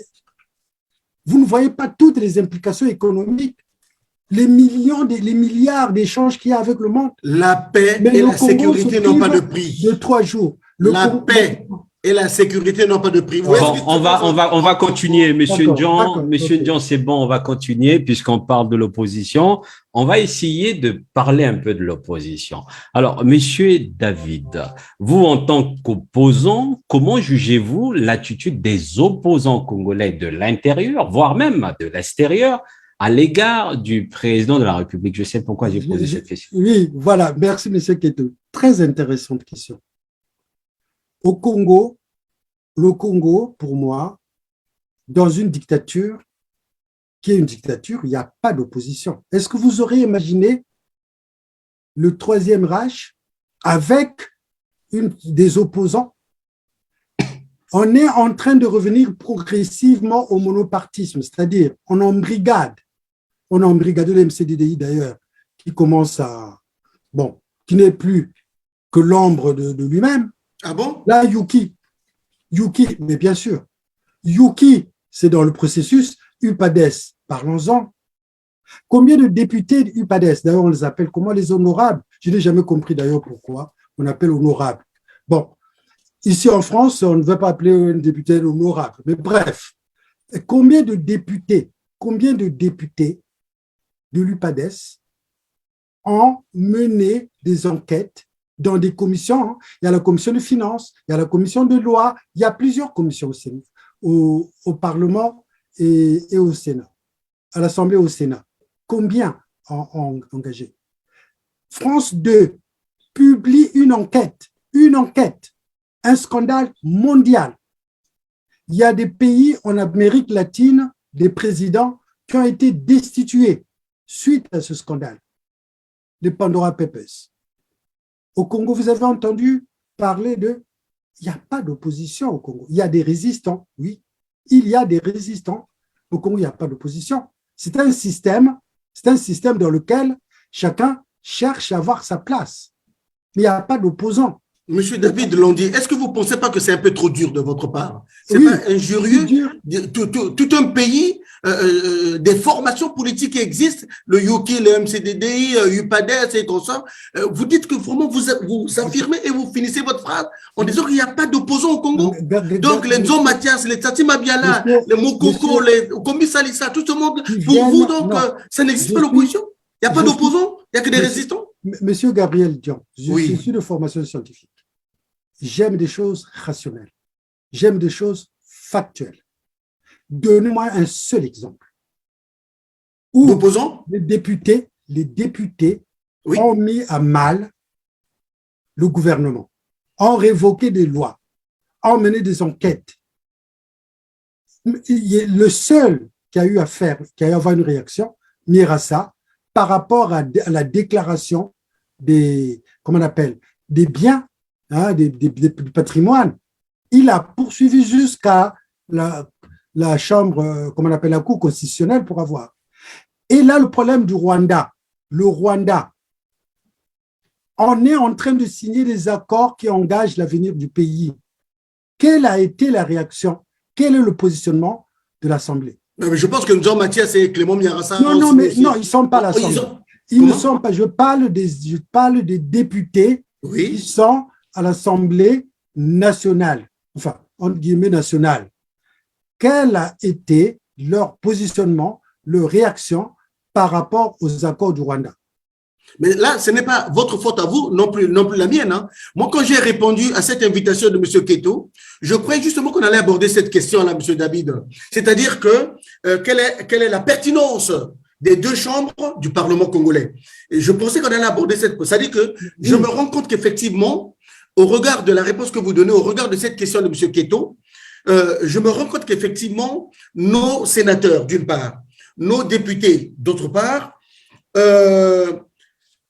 ne mènent pas suffisamment d'enquête parlementaire pour mettre le gouvernement au pied du mur. Parce que dans les différentes attributions des députés et des sénateurs, vous le savez très bien, ce n'est pas à vous que j'apprends ça, non plus aux auditeurs, ce n'est qu'un rappel. Parmi les attributions des députés, au-delà de la conception des propositions de loi, au-delà de la conception des projets de loi, au-delà du vote des lois, ils ont aussi, entre autres attributions, le contrôle de l'action gouvernementale. Ils ont aussi, entre autres attributions, de pouvoir faire des mentions de censure de l'action gouvernementale. Ils peuvent même aller à demander pure et simplement la révocation d'un ministre ou d'un, voilà, lorsque quelque chose ne va pas. Donc, moi, j'aurais voulu qu'on puisse débattre là-dessus pour dire qu'effectivement, il y a une grande part de responsabilité dans l'ensemble des deux chambres, nos députés et nos sénateurs, quand le peuple, quand ils entendent des événements importants qui ont eu lieu au Congo, comme notamment l'exemple que vous donnez pour prendre le plus récent. 8 accords ont été signés.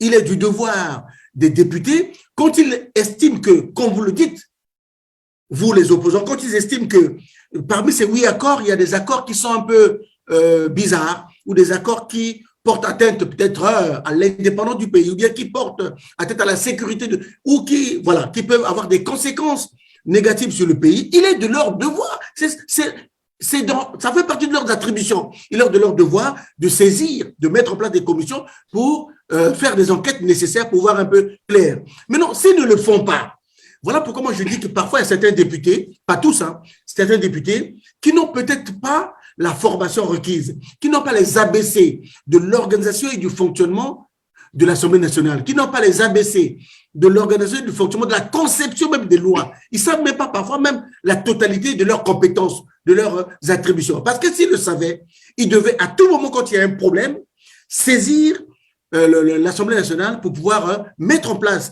une commission ou des commissions parlementaires pour mener des enquêtes et sanctionner le gouvernement si sanction il y a. Mais s'ils ne le font pas, c'est qu'il y a un problème.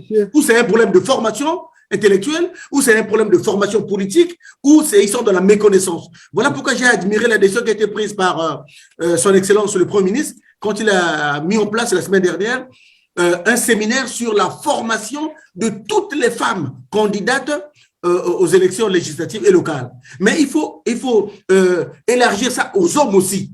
Et les hommes et les femmes doivent subir une formation politique pour maîtriser le fait que les ABC de la Constitution de la République, l'organisation et le fonctionnement de l'Assemblée nationale, l'organisation et le fonctionnement des élus locaux, l'organisation et le fonctionnement d'une municipalité, l'organisation et le fonctionnement d'un département, les attributions, comment on conçoit une loi, comment on conçoit un projet de loi, qu'est-ce que c'est la navette parlementaire, ainsi. C'est-à-dire que s'ils n'ont pas cette formation, eh bien nous arriverons à des cas comme ça. Monsieur Ndion, je suis d'accord. Et les gens voient qu'il y a certains accords qui ne sont pas bien pour le pays, mais personne ne saisit le Parlement, personne ne saisit le Sénat, personne ne constitue une commission parlementaire pour voir clair là-dessus. Monsieur Ndion, effectivement, vous êtes en train de parler, d'ailleurs, vous êtes en train de parler de ça, mais moi, je voulais savoir, peut-être qu'ils ne connaissent pas, peut-être qu'ils savent très bien parce qu'ils sont des députés, je crois qu'ils font parfois des formations aussi.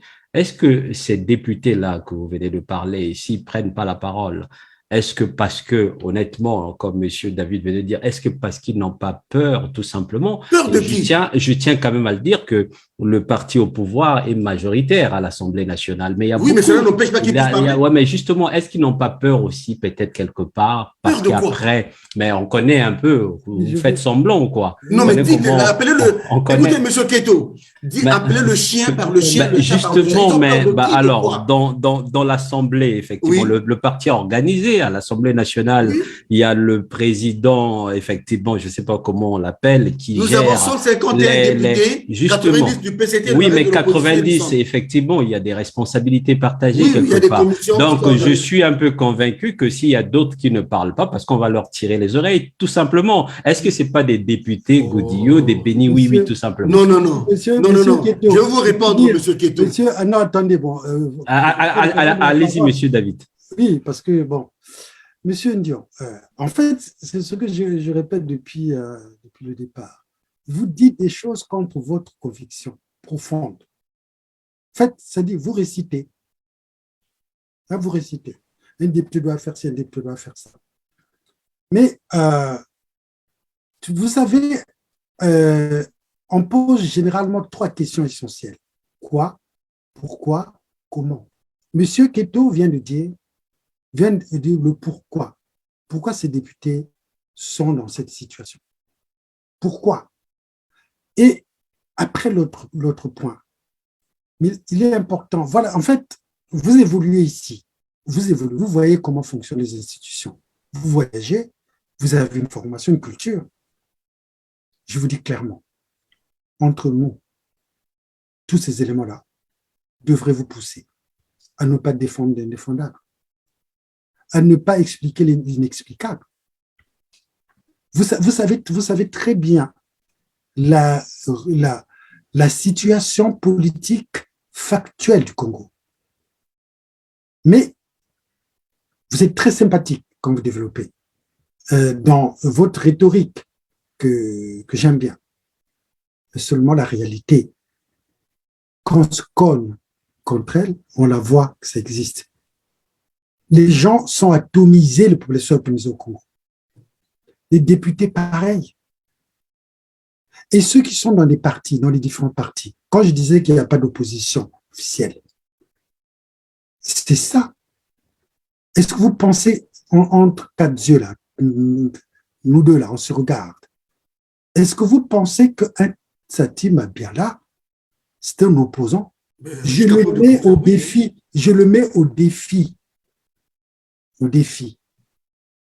de venir débattre, de débattre.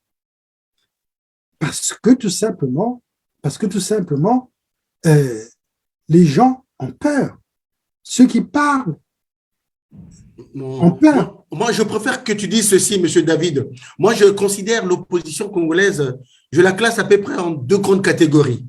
Il y a l'opposition que moi j'appelle radicale et il y a l'opposition que moi j'appelle modérée. Je pense, les yeux dans les yeux aussi, M. David l'ont dit, que vous êtes d'accord avec moi que M. Tsatsi Mabiala peut être considéré comme un opposant modéré. Il est de l'opposition modérée. Il n'est pas comme, c'est pas un personnage qui est identique à M. Clément Mierassa, par exemple, ou à M. Nzon Mathias. Ça, c'est vraiment des opposants radicaux. Lui, par contre, il est modéré. C'est tout. Mais dans l'organisation de l'Assemblée nationale, M. Keto, l'organisation du Sénat, les partis qui sont à l'intérieur, ils sont organisés. Donc, ne prends pas la parole n'importe qui. Ils sont organisés de telle sorte que, pour le PCT, celui qui va prendre la parole, ça peut être par exemple le président du groupe parlementaire, ou bien pour l'UPADES, ça sera X, pour le UK, ça sera Y. Voilà comment ils sont organisés. Maintenant, ils doivent avoir peur de quoi, de qui? Bon, voilà. Alors, on va continuer. On va pas. Ils sont des représentants du peuple, ils ont des honoraires, ils ont un salaire, ils ont été élus par le peuple pour représenter les intérêts du peuple. Ils vont avoir peur de qui? Monsieur Ndjan, vous êtes en train de jouer votre rôle. Ils n'ont pas peur, ils sont organisés. On va prendre ça comme ainsi. Honnêtement, on va parler tout à l'heure de l'opposition, puisque M. David Londi a dit que l'opposition n'existe pas, voire quasiment pas.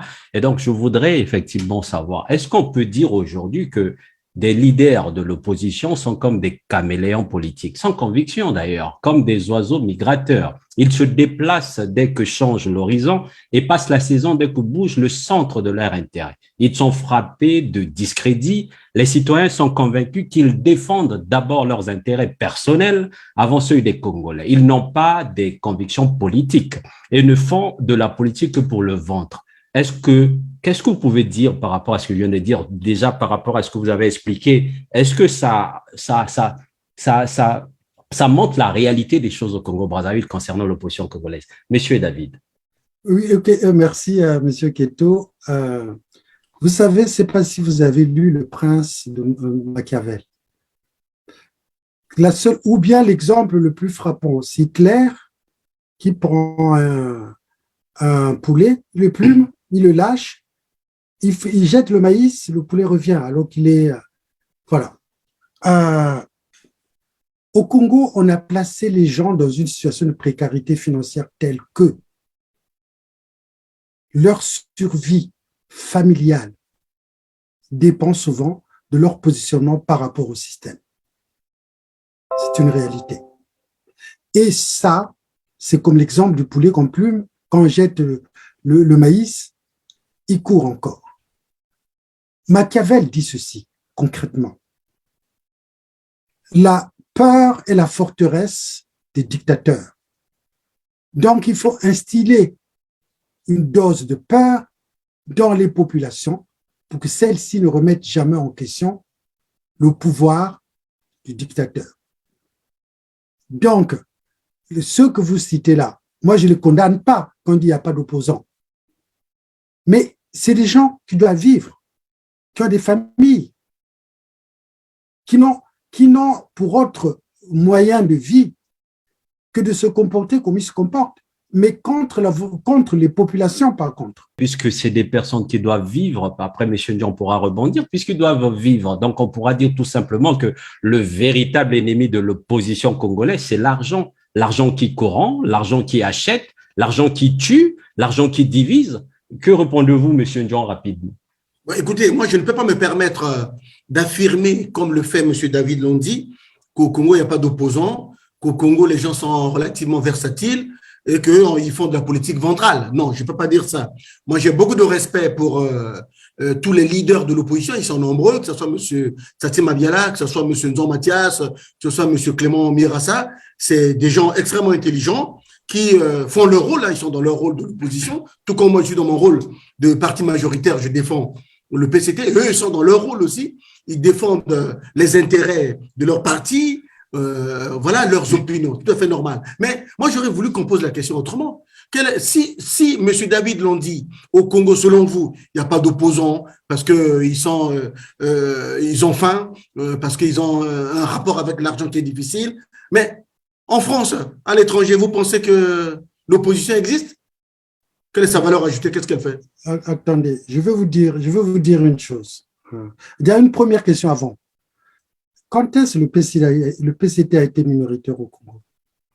Quand est-ce que le PCT a été fait quoi? Minoritaire au Congo. Mais nous avons perdu les élections avec Non, mais je dis… Ça veut dire quoi, minoritaire? Depuis 97, depuis quand le PCT est minoritaire au Congo? Mais depuis 87, non, nous avons largement gagné les élections. Donc, vous avez toujours eu la majorité? Oui. Bon. Voilà. J'ai ma réponse. Non, mais j'ai ma réponse. Cela n'exclut pas qu'il y ait une opposition. Non, mais j'ai ma réponse. Tout simplement, c'était tout simple pour dire ceci. Monsieur Gabriel Ndion, je vous dis, mais avec beaucoup de… J'adore mon pays, vous savez. Donc, je ne peux pas m'arrêter aux choses superficielles. Quand je vois les conditions dans lesquelles les gens vivent, quand je vois les souffrances que ces gens-là traversent, quand ici, nous sommes obligés de faire le western, même on nous bloque parfois, parce qu'on en fait trop pour les aider à vivre. Alors que le pays, c'est le 3e producteur de pétrole en Afrique subsaharienne. Alors que le Congo, c'est un scandale minier. Alors que le Congo a des milliards détournés. Au lieu même d'investir dans le pays, ils vont mettre dans les paradis fiscaux. Mais monsieur Gérard, monsieur David, vous ne répondez pas à la question. Ma question, non, mais tout cela se tient. Nous parlons de l'opposition là. L'opposition au Congo, l'opposition dans la diaspora. Est-ce qu'elle existe selon vous? Parce que monsieur Ndion, je vous dis que tout se tient. Quand je pose le domaine de définition que le Congo c'est une dictature, tout s'explique. Ma réponse, elle est là. Elle tient en ça. Dans une dictature, il n'y a pas d'opposition. Alors, d'accord, puisque votre réponse est là, on va aller tout doucement vers la fin de l'émission. On va quand même parler de la corruption parce que effectivement, j'ai devant moi Monsieur David et également Monsieur Gabriel Ndion. Donc, je vais profiter quand même de parler quand même de la corruption. Malgré les discours du président de la République contre les antivaleurs, la corruption reste au cœur de la vie politique et économique du pays. Pourquoi? Rapidement, je vais maintenant compter les minutes, s'il vous plaît. Monsieur David, rapidement, 1 minute, si possible, rapidement. Je veux vous dire une chose. Je ne le dis pas souvent. J'ai un fils qui est allé dans une école. L'école, je dirais, la plus chère de France. Là, dans cette école, il y avait tous les enfants des dignitaires du Congo. Tous les enfants. Ça veut dire c'est de 30 000 à 40 000 euros par an. Donc, quand on parle de la corruption, quand on parle de… Je peux vous répondre, je peux vous dire tout simplement. Mais ça ne veut rien dire, 30 000 à 40 000. Votre enfant est là-bas. Vous avez mais attendez, je vous dis, ne dites pas que ça ne veut rien dire. Je vous dis, les écoles au Congo, vous voyez dans quelles conditions les enfants vont à l'école au Congo? Eux, c'est les dirigeants. C'est-à-dire, moi, je me trime, je me lève à 5 heures pour aller bosser, pour gagner ma croûte, comme on dit. je prépare ma vie avec cet argent gagné. Mais eux qui doivent s'occuper de l'éducation des enfants, qui ont des responsabilités, envoient tous leurs enfants ici. Et donc, une fois que j'ai dit ça, ça me dégoûte de parler de la corruption. Elle est tellement évidente. D'accord, vous avez répondu rapidement. Monsieur Ndian, 1 minute également, rapidement. Écoutez, la corruption, le président de la République, Denis Sassou Nguesso, est le premier à la condamner. Ben, c'est ce que j'ai dit, malgré les discours du président de la République, j'ai commencé par ça. La corruption est un phénomène qui détruit l'économie nationale. Elle est condamnable, la corruption. Mais seulement, elle n'est pas le propre du Congo. Mais elle est condamnable. Hein. Elle n'est pas le propre du Congo parce que, effectivement, sur l'ensemble de toute l'Afrique et dans tous les pays du monde entier, il y a la corruption, mais à des niveaux différents d'un pays à un autre. Mais concernant l'exemple que vient de donner M. David Londi, je ne pense pas que ce soit un bon exemple parce que même en France ici, M. Londi, vous et moi, nous y habitons, les Français envoient aussi leurs enfants aller étudier ailleurs, soit en Belgique, soit aux États-Unis. Avec monsieur Ndian, excusez-moi, c'est très, très important. Allez-y, rapidement. La seule différence sur monsieur Ndian, c'est l'argent qu'il gagne en travaillant. Non, mais écoutez, pas en prenant dans les caisses, pas en prenant dans les caisses de l'État. Je vous pose une dernière question. Monsieur Sassou Nguesso a été cité dans les Pandora Papers. Vous savez combien de milliards ça représente? Lui qui fait ses discours, il est cité dans les Pandora Papers. Des milliards détournés. Mais est-ce que vous vous représentez? Vous avez parlé tout à l'heure. Vous avez inscrit votre fils dans une grande école française. Non, mais je vous pose la question. Oui. Les Pandora Papers ont mis en lumière de l'argent planqué dans les paradis fiscaux sur une chaîne publique française. C'est M. Sassou, cité nommément. Et c'est lui qui vient de tenir les discours, comme M. Keto vient de le dire, dans anti-valeurs. Vous savez, les Panama Papers ont fait ce qu'ils ont fait. Ils ont fait des investigations de gauche à droite. Ils ont publié des listes. Mais vous ne pensez pas que ces listes-là, jusqu'aujourd'hui, il n'y a pas de preuves. Hein. Comment ça? Attendez. On a cité des noms, c'est vrai. On a cité des noms, mais pourquoi les différents organismes qui sont au Congo? Pourquoi le Parlement qui est au Congo? Pourquoi il n'y a pas des enquêtes qui ont été menées là-dessus? Pourquoi l'État congolais n'a pas porté Est-ce que vous savez que dans les... pourquoi l'État congolais n'a pas porté plainte pour diffamation contre France 2? Écoutez, jusqu'à preuve de contraire, les affirmations qui ont été faites par France 2, le groupe des journalistes qui ont rédigé Panama Papers n'ont pas porté toutes les preuves nécessaires sur le président de la République. Hein. Je vous le dis avec le plus grand calme. Oui. M. Sassou a été cité dans les Pandora Papers pour avoir détourné des milliards. C'est pas prouvé. Alors, on va continuer rapidement. C'est pas prouvé.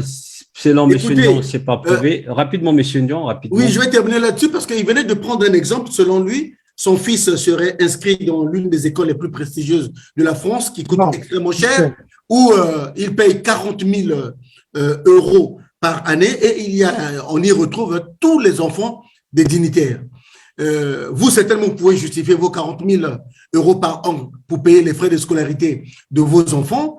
Et les dignitaires, je ne sais pas de qui il s'agit, admettons qu'il s'agisse des ministres, ils n'ont pas un salaire qui peut leur permettre de pouvoir inscrire un enfant ici. Attendez, monsieur Ndian. Le salaire d'un ministre au Congo ne peut pas lui permettre d'envoyer un enfant étudier ici. Attendez. Rapidement, sinon on ne va pas s'en sortir rapidement. Oui, mais je termine, monsieur Keto. Oui, s'il vous plaît. Oui. Monsieur Ndian, moi, je ne suis pas ministre de l'Éducation. Je ne suis pas ministre de l'Éducation au Congo. Je n'ai pas la responsabilité de construire des écoles. Eux, ils ont cette responsabilité. Ils laissent 150 enfants dans une classe. 150. Quand ils envoient leurs enfants dans des classes de 10, 15 personnes.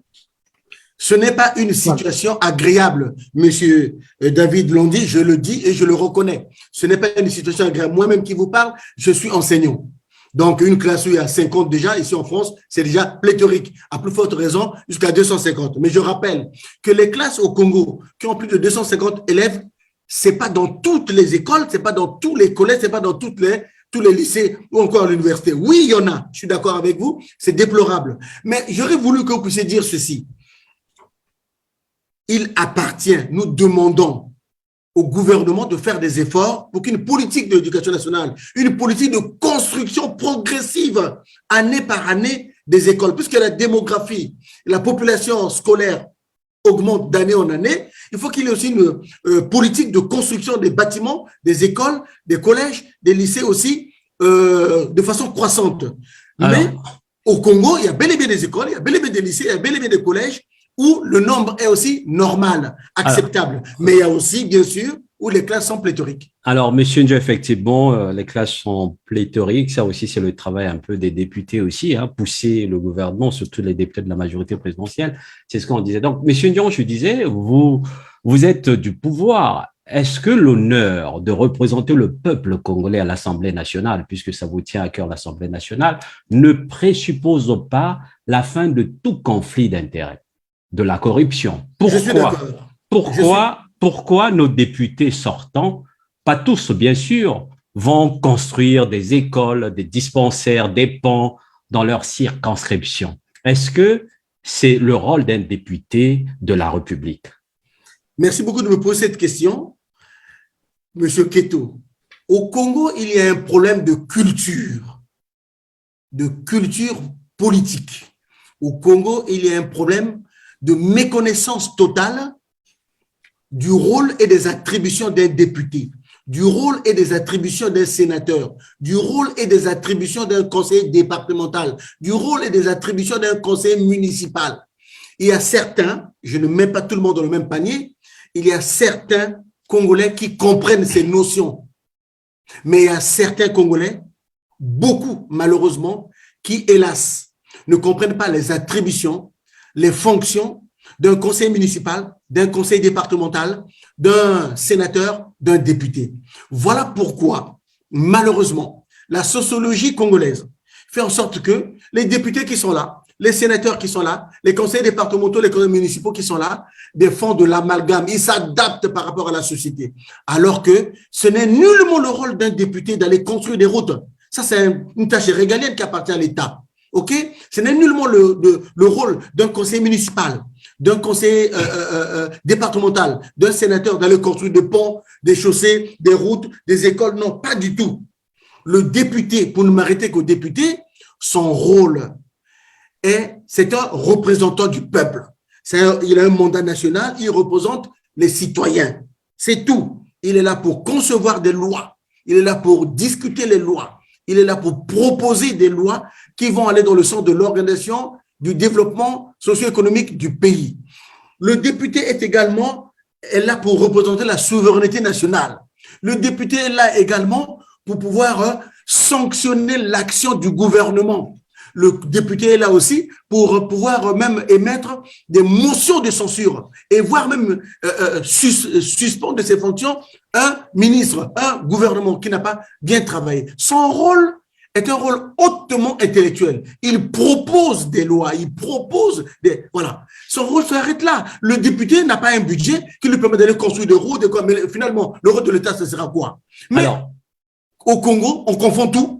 Maintenant, le député, il fait maintenant le rôle de l'État. Maintenant, qu'est-ce que l'État va faire? Il fait maintenant le rôle de la mairie. Qu'est-ce que la mairie va faire? Il fait maintenant le rôle du département. Qu'est-ce que le département va faire? Le département a un périmètre précis. La municipalité a un périmètre précis. Le sénateur a un périmètre précis. Le député aussi a un périmètre précis. Il y a la confusion totale. Donc, il faut, selon moi, je termine par là, M. Keto, chaque fois qu'il y a une élection législative, ou avant ou après, peut-être après, une fois que l'élection est passée, il faut organiser des séminaires de formation pour tous les nouveaux et même les anciens conseillers municipaux, conseillers départementaux, députés, plus tard les sénateurs. Il faut les former, qu'ils comprennent qu'est-ce que c'est la Constitution de la République, qu'est-ce que c'est une loi, comment on organise. Voilà. Monsieur Ndjo, vraiment pardon, hein, vraiment excusez-moi, franchement pardon, j'ai envie de dire, mais de qui se moque tant, franchement, Monsieur Ndjo, vous êtes au pouvoir depuis 97.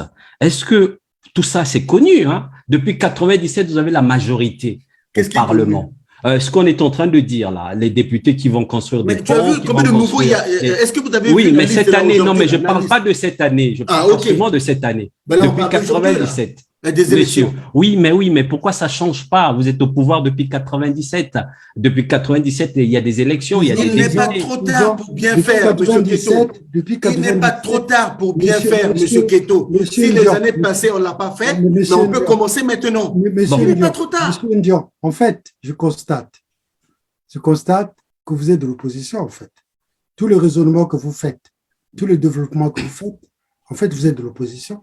Ah bon? Vous n'êtes pas PCT. Ben oui, quand je vous écoute, oui. Quand je vous écoute vraiment, je suis très enchanté que vous ayez changé de bord. Je n'ai pas changé de bord. Voilà, il n'a pas dit que quand tu es du PCT, tu dois dire oui. Attendez. Tu dois être force de proposition. S'il vous plaît, monsieur Ndion. Oui. Il n'y a qu'une solution. Maintenant, nous deux, nous tombons d'accord que ce système ne marche pas. Nous deux, nous arrivons à faire les mêmes analyses de l'insuffisance. Donc, M. Ndion est tombé d'accord avec vous, si je comprends bien. Il est d'accord avec votre politique. Donc, M. Ndion est d'accord. Il a reconnu qu'il est d'accord avec vous. Il est à l'opposition maintenant. Je dis ceci. Nos députés, nos sénateurs, nos conseillers nos conseillers départementaux, nos conseillers municipaux ont des insuffisances. Pour cela, il faut une formation. Cette formation leur permettra d'être prolifique au niveau de l'Assemblée nationale. Monsieur Ndion, oui. Donc, comme nous sommes maintenant du même bord, parce que vous êtes passé de l'autre côté. Je ne suis pas du même bord avec vous. Pas du tout. Et je ne le serai jamais. Monsieur Ndion, non.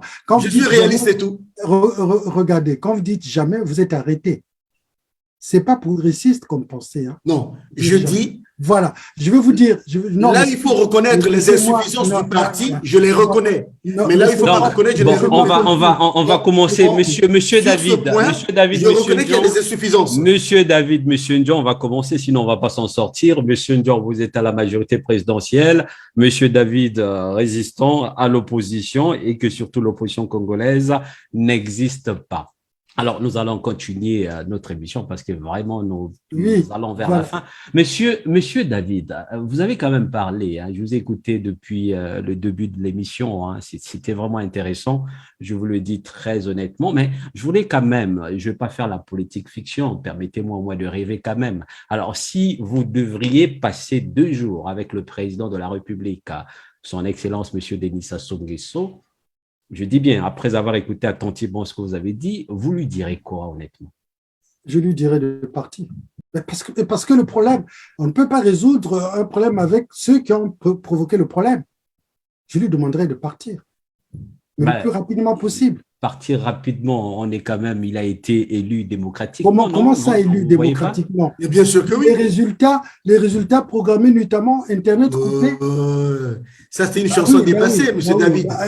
C'est un disque rayé, ce que vous dites là. Pour répondre à votre question, M. Keto, je lui demande de prendre ses clics et ses claques et de dégager. Voilà. D'accord. Ben, j'espère également que vous allez passer 2 jours avec le président de la République. Pourquoi pas? Comme ça, vous pourriez effectivement… Mais M. Keto, M. David n'a pas répondu au rôle de l'opposition au niveau de la diaspora. Hein. Oui, tout à fait. La question, attendez, moi je vais vous dire, je vous réponds. Moi, je suis du CRC, vous savez rapidement, je suis du CRC, une philosophie, pas d'élection, pas de dialogue, pas de coup d'État, mais c'est le peuple qui doit prendre ses responsabilités.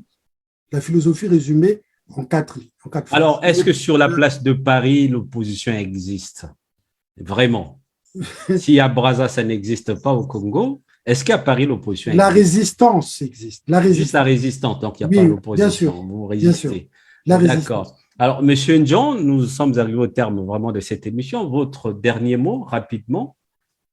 Alors, mon souhait, c'est que les partisans, les candidats officiels du Parti congolais du travail qui se trouvent sur le terrain depuis le nord de la République, le sud, de l'est à l'ouest, puissent bien s'organiser, être unis, être harmonieux les uns des autres, de pouvoir bien travailler, bien mener une campagne paisible, une campagne pacifique, projet contre projet, de telle sorte qu'ils puissent être élus et que nous puissions maintenir au bas mot notre majorité au niveau du Parlement, notamment de l'Assemblée nationale. Si on peut sauvegarder nos 90 candidats, c'est une bonne chose. Je rappelle que nous sommes 151, jusqu'à maintenant c'est 90. Si on peut avoir 80-90, c'est une très bonne chose.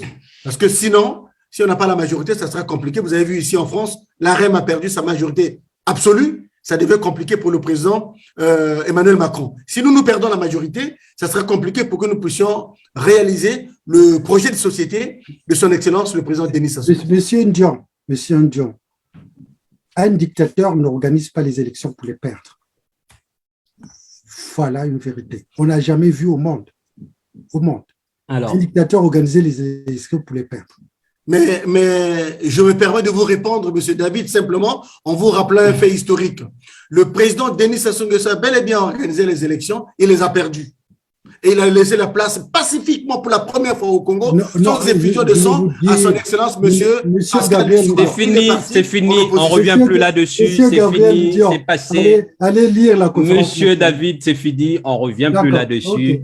Monsieur Ndion, vraiment, je vous demande vraiment de répondre, même pas une seconde, même pas 2 minutes, j'allais dire 30 secondes. Est-ce qu'on a un bon Premier ministre? Est-ce que monsieur Anatole Koliné-Makosso est un bon Premier ministre? Rien que pour 1 an de bilan, je pense que c'est l'un des meilleurs Premiers ministres que nous ayons eu. Et je suis convaincu que son Excellence Anatole Koliné-Makosso fera un très bon bilan. Et je suis vraiment... moi, j'ai aidé son management politique, hein, parce que tous les premiers ministres que nous avons eus, depuis 1960 jusqu'à aujourd'hui, quand ils viennent au Congo, en France ici, jamais ils ne rencontrent la diaspora, jamais ils discutent avec la diaspora, jamais. Or, lui, il avait promis et il a réalisé. Et à tout moment qu'il vient ici, il discute avec la diaspora, c'est une très bonne chose. Merci, M. Ndion. Mais comme cette émission, parfois aussi, à un moment donné, on lâche un peu les Lingala, le monde que tout va dedans. J'allais dire que Yosuwagi Namboka, parce que d'un moment, vous supportez, mais d'un moment aussi, tu critiques. Hein? Écoute, bon, non, alors, pour le babouete, Parti congolais du travail aux Kawanako, Parti congolais du travail, Parti Moko Balobi, ce qui t'en a kati. Bon, candidaté, bah, candidat, tu n'as qu'un PCT, bah, tu as oui, oye, l'icolo, oui, oye, l'icolo. Non, Nakati a PCT dans le lobby na yo, on se dit les vérités, les 4 vérités en face comme ça. Et si Manango, on s'embrasse. Quand on a un changement de constitution, quand on sur la bateau, qui d'accord, hein? Quand on a que projet de société à Mokondi, bateau, qui d'accord, hein? La politique économique, la politique industrielle, la politique agricole, la politique. Voilà. Il y a des divergences d'opinion aussi. Ma kanisimuso ezaka kitoko te to sebaki na ngote yo kanisi que to ali to sur la sécurité makamuno so yo pesita sali ya malamu eze belé mais to biso tout to yebi que makamususu nan tout ça to silisi ngote yo kanisi chômage na mboka. Donc, sur ce plan, PCT Sali Makambo, c'est vrai, mais en matière de création d'emplois, il y a encore des efforts à faire. Inflation, il y a un mboka. PCT Sali Makambo est belé, mais il y a quand même des choses à faire pour la réduction de prix. Bon, mais infrastructure, mais tout type d'infrastructure est belé pour nous permettre de développer un mboka. Mais ce n'est pas suffisant. Ainsi de suite. Merci. Donc, vous constatez que le bagage, oui, Merci, monsieur Ndion. Na PCT Balobaka, oui, nous sommes arrivés au terme de cette émission. Alors, monsieur David Londi, nous sommes arrivés au terme de notre émission. Alors, je vais maintenant... D'abord, je voulais savoir, si vous me permettez, quel est votre état d'esprit? Mon état d'esprit est très révolté parce que chaque jour que quand je me lève, j'apprends de très mauvaises nouvelles du pays, ou un parent malade, ou un parent décédé. Et tout ça me déchire le cœur. Alors, concernant le pays, permettez-moi rapidement, ça fait combien d'années que vous n'êtes pas reparti au pays? Ça fait un bout de temps que je ne suis pas reparti. Et heureusement pour les gens qui sont au pays.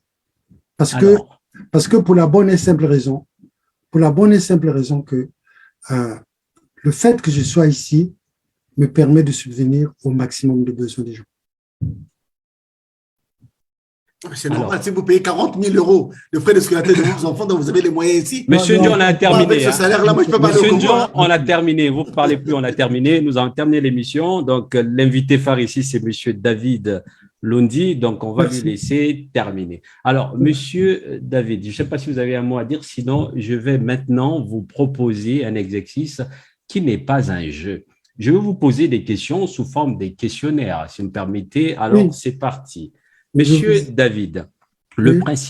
quel est le principal trait de votre caractère? Tenace. Et quel est votre principal défaut? Un peu trop rigoureux. Et quelle est votre principale qualité? Ma principale qualité, c'est l'ouverture. Quelle est votre occupation préférée? Mon occupation préférée, c'est la musique. Je crois que vous écoutez Je, Papa joue- Wemba ou je encore. fais du piano. Non, non, non. Ah, d'accord. Je fais Ah, du vous piano faites de la et ma musique. musique préférée, c'est le jazz. Le jazz. Ok, d'accord. Donc, quel serait votre plus grand malheur? Mon plus grand malheur, c'est de ne pas arriver à chasser Sassou du système. Ah, ben dis donc, vous tenez beaucoup, hein? Mais bien sûr, parce qu'il Alors, il y va de la stabilité du pays. alors, on continue. Quel est le pays où vous aimeriez vivre? Le pays où j'aimerais vivre, au Congo. Est-ce que vous pouvez nous citer vos auteurs favoris? Bon, il y a, j'ai dit, hein, je lis souvent Machiavel, beaucoup. Ah, c'est pourquoi vous Je avez lis des pensées souvent, machiavéliques aussi, hein? non, Permettez-moi. non, ça veut rien dire. C'est pour comprendre le truc. Je lis souvent aussi un grand auteur chinois, 4e siècle avant Jésus-Christ, L'art de la guerre Sun Tzu. Ah, auteur congolais Mokwazate. Et auteur congolais, Sonny Labutansi. Alors, ce que vous détestez le plus dans la vie, c'est quoi? L'hypocrisie. C'est quoi la faute qui vous inspire le plus d'indulgence? C'est d'affirmer sans savoir. Dans la vie, votre devise, c'est quoi? Ma devise, aller toujours de l'avant. La qualité que vous préférez chez les hommes et chez les femmes? L'ouverture. Quels sont les défauts que vous ne supportez pas chez monsieur Patrick Gabriel Ndion? Non, je trouve qu'il est, je le trouve sympathique. Et je découvre, en fait, il n'est pas du PCT, en fait, je constate. Mais ce que je trouve, c'est ça. Je pense que on pourrait discuter, on pourrait échanger, trouver des Alors, points d'entente. puisque vous pouvez échanger, quelles sont les qualités que vous appréciez chez lui? C'est sa bonhomie. Quelle autre profession auriez-vous aimé exercer? Musicien. Quel est votre personnage historique préféré? Kimpa Vita. Votre passe-temps favori, c'est quoi? Tennis. C'est quoi l'argent pour vous? C'est un moyen. Quelle est votre religion? Je suis athée. Comment mais j'ai fait le séminaire, hein, j'étais au séminaire longtemps. Ah d'accord, ok. Alors, pardonnez-moi pour cette question, je sais que Dieu va vous garder encore pour longtemps, mais sinon, comment aimeriez-vous mourir? Le plus naturellement possible. Est-ce que vous croyez en Dieu? Non. D'accord. Alors, monsieur, effectivement, David Lodi, bien, nous arrivons au terme de cette interview. Nous avons essayé d'aborder le plus de sujets possible. Alors, monsieur David, une dernière question et une question personnelle. Vraiment, pardon pour cette question. Est-ce qu'accéder à plus de connaissances, parce que quand je vous vois, éminence, permettez-moi, éminence grise, je sème à tout vent, est-ce que accéder à plus de connaissances vous rend plus con? Accéder à plus de connaissances me rend plus con. Par définition, la connaissance fait grandir. Par Ça me permet de dépasser. Par définition. Parce que Baloba rappé a passé cette émission, je vais le faire en Lingala aussi. Baloba en Lingala, que quand on est Mayel et ce qui est l'équipe, comme le roi Zoba, c'est-à-dire quand on est un peu plus calé, d'accord. Ok, donc ce n'est que Blor Baloba Raboye, quoi. Bon, oui. Alors, votre dernier mot? Mon dernier mot, c'est merci de m'avoir invité. Merci à tous vos téléspectateurs. Merci à Gabriel d'avoir discuté avec moi, échangé avec moi. Je le découvre, c'est la première fois C'est la première, c'est pas la dernière fois, soyons sûrs. qu'on se retrouve sur un plateau. Et écoutez, je souhaite le meilleur avenir possible aux Congolais, aux populations congolaises, pour qu'elles aspirent au bien-être qu'ils méritent. Voilà. Alors, Tata, mesdames et messieurs, vous êtes en train de suivre Afrique TV, votre chaîne d'opinion, la télé sur le web, pas comme les autres. Ici, vous avez la parole. Merci à vous, monsieur David Lundi, d'être venu répondre à nos questions. Merci pour votre simplicité. Merci à vous, monsieur Patrick Gabriel Ndjon, d'être venu débattre également avec M. David Lundi. Merci surtout aux téléspectateurs d'Afrique TV pour votre fidélité à votre chaîne d'opinion, la télé, sur le web, pas comme les autres. Ici, comme j'ai l'habitude de le dire, vous avez la parole. Alors, si vous avez aimé l'émission, la vidéo, partagez-la massivement tout autour de vous. Quant à moi, je vous retrouve dimanche prochain, même heure. Merci et à très bientôt.